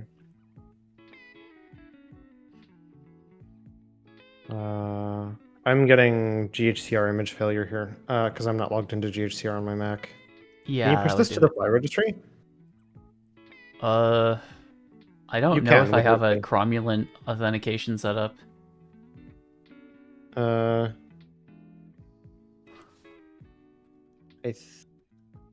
I'll just log into GHCR. Yeah, that sounds good. You have to make a new permanent token for it too. Yeah.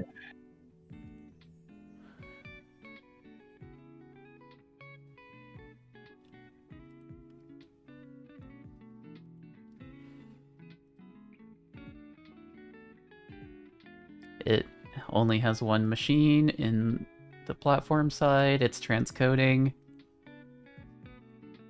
This is such a cool little thing. I love this so much.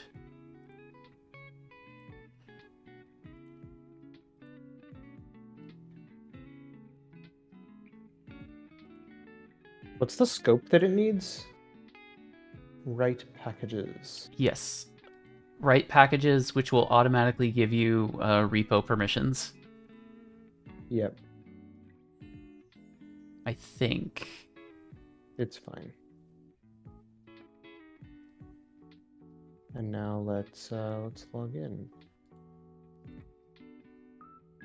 Man, it is still transcoding it. It's a big file.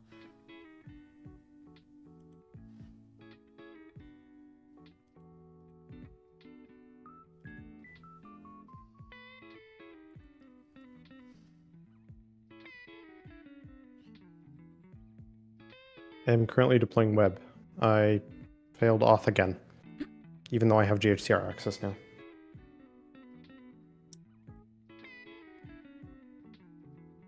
Wait, actually, the images themselves should be public. Right? Let's see if I did an ACL failure.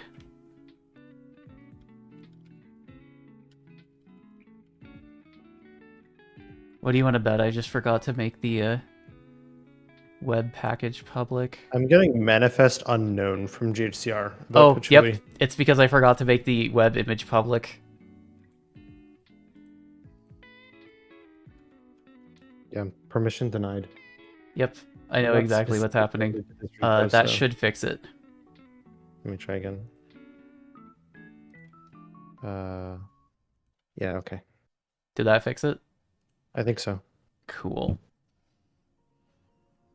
Your app doesn't have any fly launch machines, so we'll create one now. Cool. App web permission denied. Does app web exist and is it executable? What now? Are you like live watching the logs? Yeah. Interesting.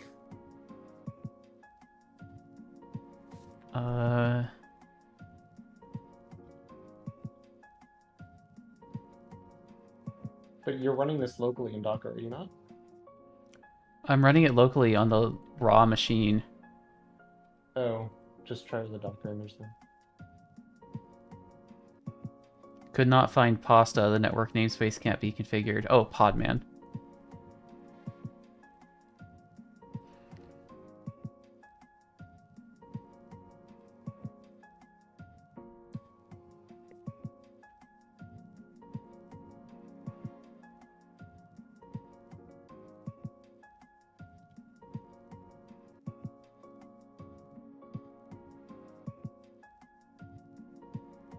No, okay, I'm not going to be able to run this locally, I don't think. Actually, let me try running it in my host with a Podman machine.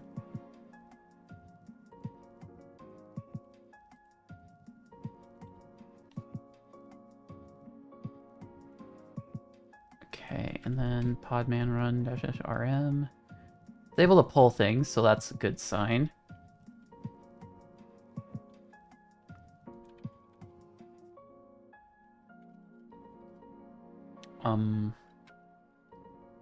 Web permission denied. Wait. April 16th, 2020.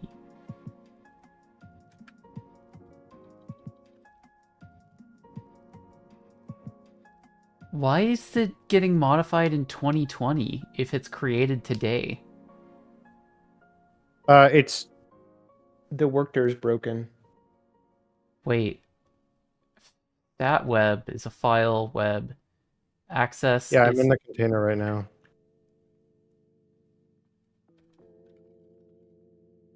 Oh, it's a In directory? /dev, there- Yeah, it's turning out a directory in the build process. because it's coming with whatever fly machines is.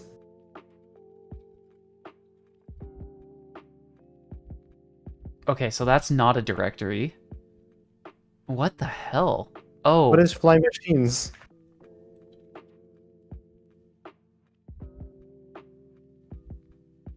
You're just including a bunch of Go code inside of the final build. This is Because weird. it's in a folder called web. I'm saving it as I'm saving the artifact web, and it grabs both the name, the program web, and okay, I'm calling it www. Oh, you're saving web, the binary inside of a source folder called web. Yeah, I'm renaming it to www. I see. Why is this not just up in CMD? Or why is this nested? Can't we just call this module fly machines? Good point. Yeah, let's just move this out. And now it's fly machines, and I can just delete this folder. Or you should delete the folders. Deleting folders on LiveShare is janky. Yeah, delete the web folder permanently, and then earthly. What a silly thing. In the tumble file, there's an option converted by the mouse under build. What was that field for? Thanks. Let me have a look for you. Under build, image. Yes. There was an option covered by the mouse. This build.image tells the platform to use an arbitrary Docker image by reference instead of something that you push to the registry. In this case, I'm using that because in this case we're using that because I'm pretty sure the fly launch flow where you have your image, where you have the default image based on the registry, is not the most optimized for a multi-repo thing, for a multi-image thing like this. And I put it as GHCR to sidestep some potential platform jank so that I could test it later. It's more about eliminating variables so that I could focus on like implementing things, you know? Yeah, we kind of have a non-standard build process for this since we're turning out two separate Docker images with two very different sets of programs in them from the same repository and the same Go module. So that's why we're using Earthly, and Earthly pushing to the Fly registry is kind of janky. So we're pushing to GHCR and telling Fly to run the GHCR image.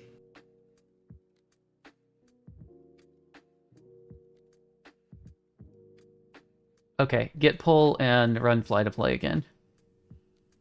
Okie dokie.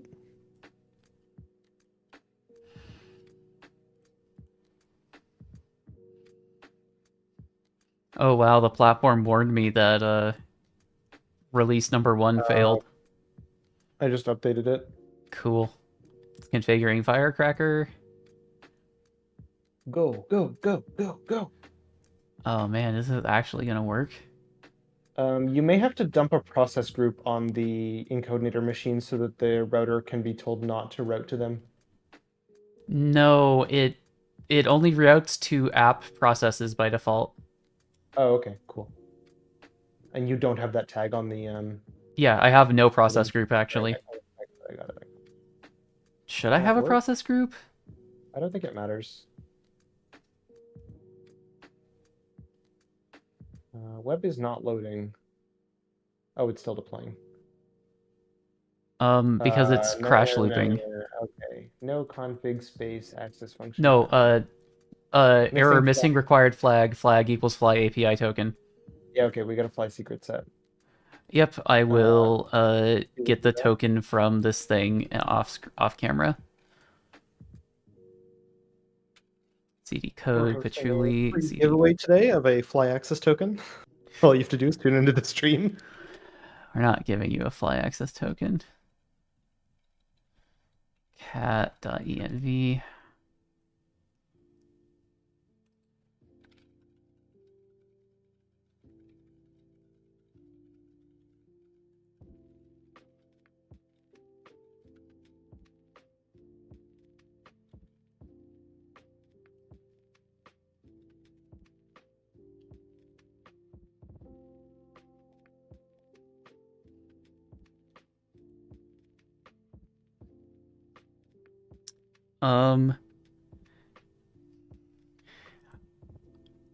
Yeah, I need to report that as a bug. Whatever. Is there a bug? And not on our end. I think it's like the WSL authentication thing just feels like something's buggy there. Bug. I think that might just be inherent to WSL. Because it's trying to use like xopen, right? I think so. And then if there's not a .desktop file somewhere in the like XDG path, then it's not going to know what web browser to open. Can you open Windows stuff from within WSL? I don't know. That's why I don't know if it's a bug. If you can, then you could just create a .desktop file that has the link handler for HTTPS. And use that.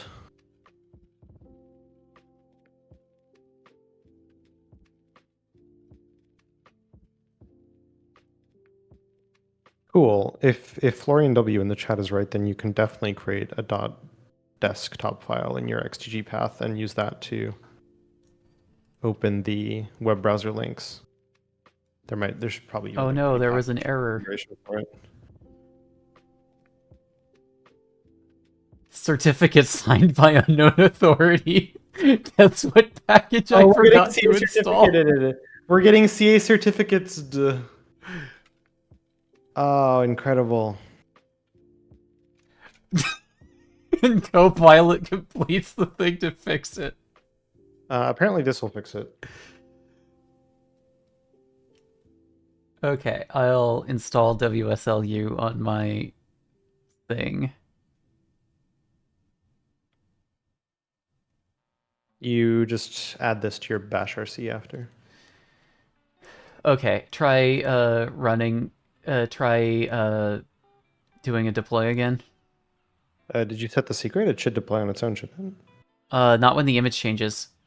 Oh, pull.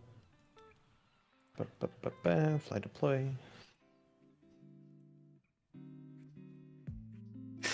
Of course, we get bit by the one thing that bites everybody that has super minimal The Docker one images. The one thing. The absolute one thing. So, B Saber Necodex hard. Deploy is out. Beat Saber circles Necodex. Oh, we have patchouli on the internet. And I'm probably going to spin down to 0 machines after this to just be safe. Yeah. Or we could put basic auth on it. Yeah. Oh, it uploaded the video instantly. That is what 8 gigabit to a fly machine will get you, I guess. Yeah, so then I bring back StreamFox. Beat Saber circles Necodex hard patchouli. Yeah, that's I just grabbed a random video file off of my Alright. Let's see if it NAS. does the thing. Yeah. Oh, it's setting up this. It's over here on the sides. I see the machine starting. That's a good sign, right? As long as it logs it to the event log. Yep.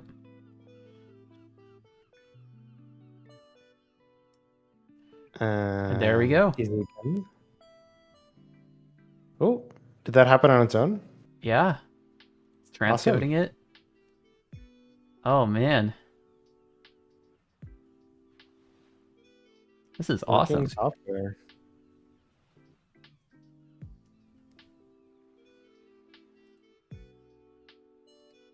That's actually pre-installed on the Ubuntu WSL. WSL view? Yeah.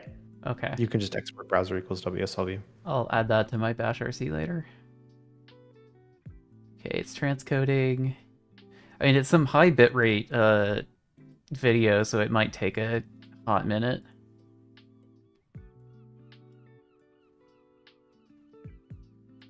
Some really high bitrate video because, oh yeah, that was back when I recorded this video back when I was doing a lot more Beat Saber streaming, and yeah, that would do it. So it doesn't come anymore, and this should just work without the above program. Oh, that's horrifying. I think. And then do /embed.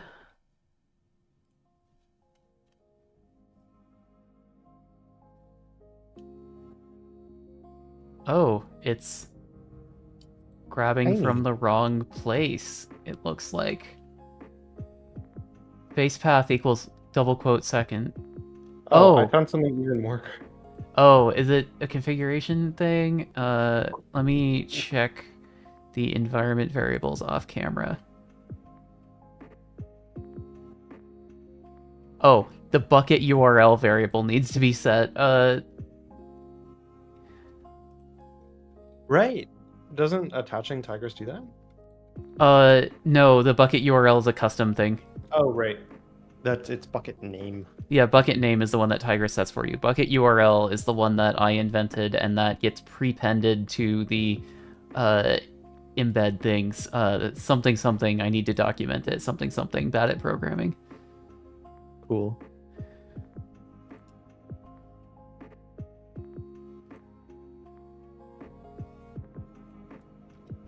Come on, are you gonna...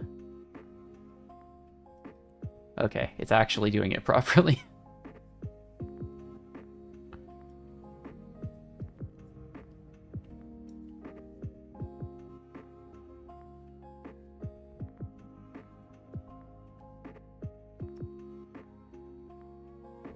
Oh, yeah, there we go.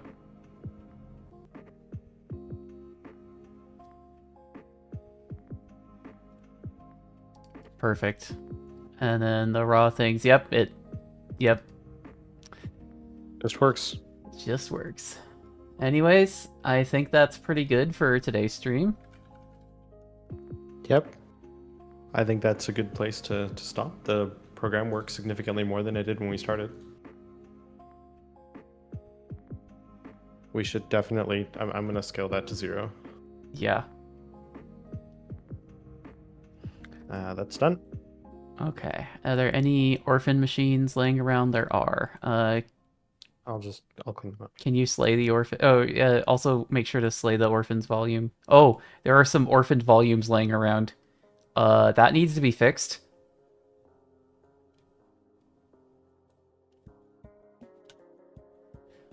Okay. But yeah, that... Are we not cleaning up volumes? What? We should add that to the to-do list. Yes, I will add that to the to-do list. Or you will.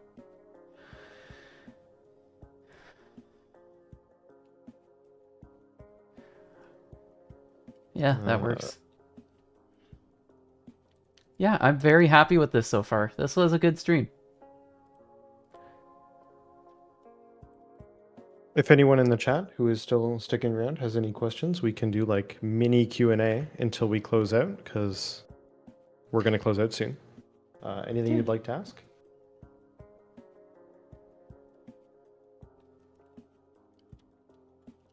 About or not about the video transcoding project?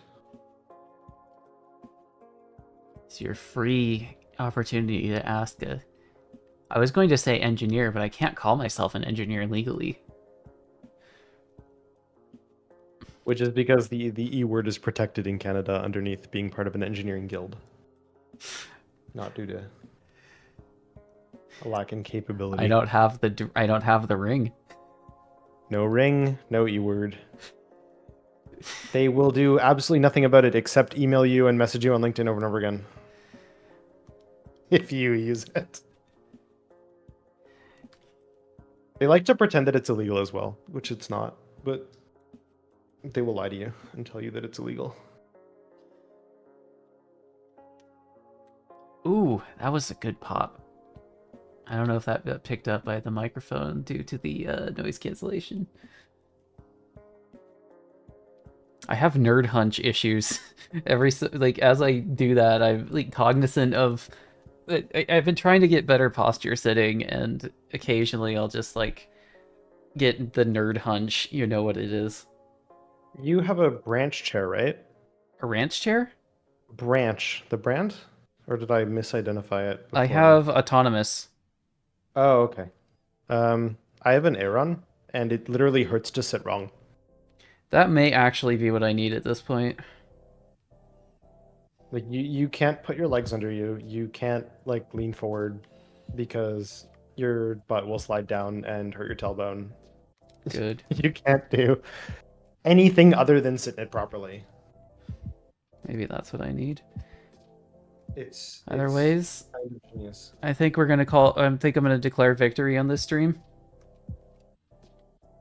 Sounds good. Any last messages from the chat? You guys want to say hi? Hi, YouTube. You can say. I guess not. Well, Thanks see for y'all the next stream, time. says Adrian. You're welcome. We're probably gonna do more of these regularly. Yeah, you may be able to catch another set of DevRels from Fly streaming again on Tuesday, I believe. They're going to be streaming the building of a chess app, I chess think. game thing. And we'll probably catch us again on Friday or another day. We haven't nailed down the schedule yet. Yeah. We will toot about it. We And will. tweet about it. And tweet about it. What are we supposed to call Twitter now? We will X about it. Anyways, stay safe, stay frosty, and oh, it's like 28 outside. I wanted to walk outside. Damn it. Holy moly. Where is the button?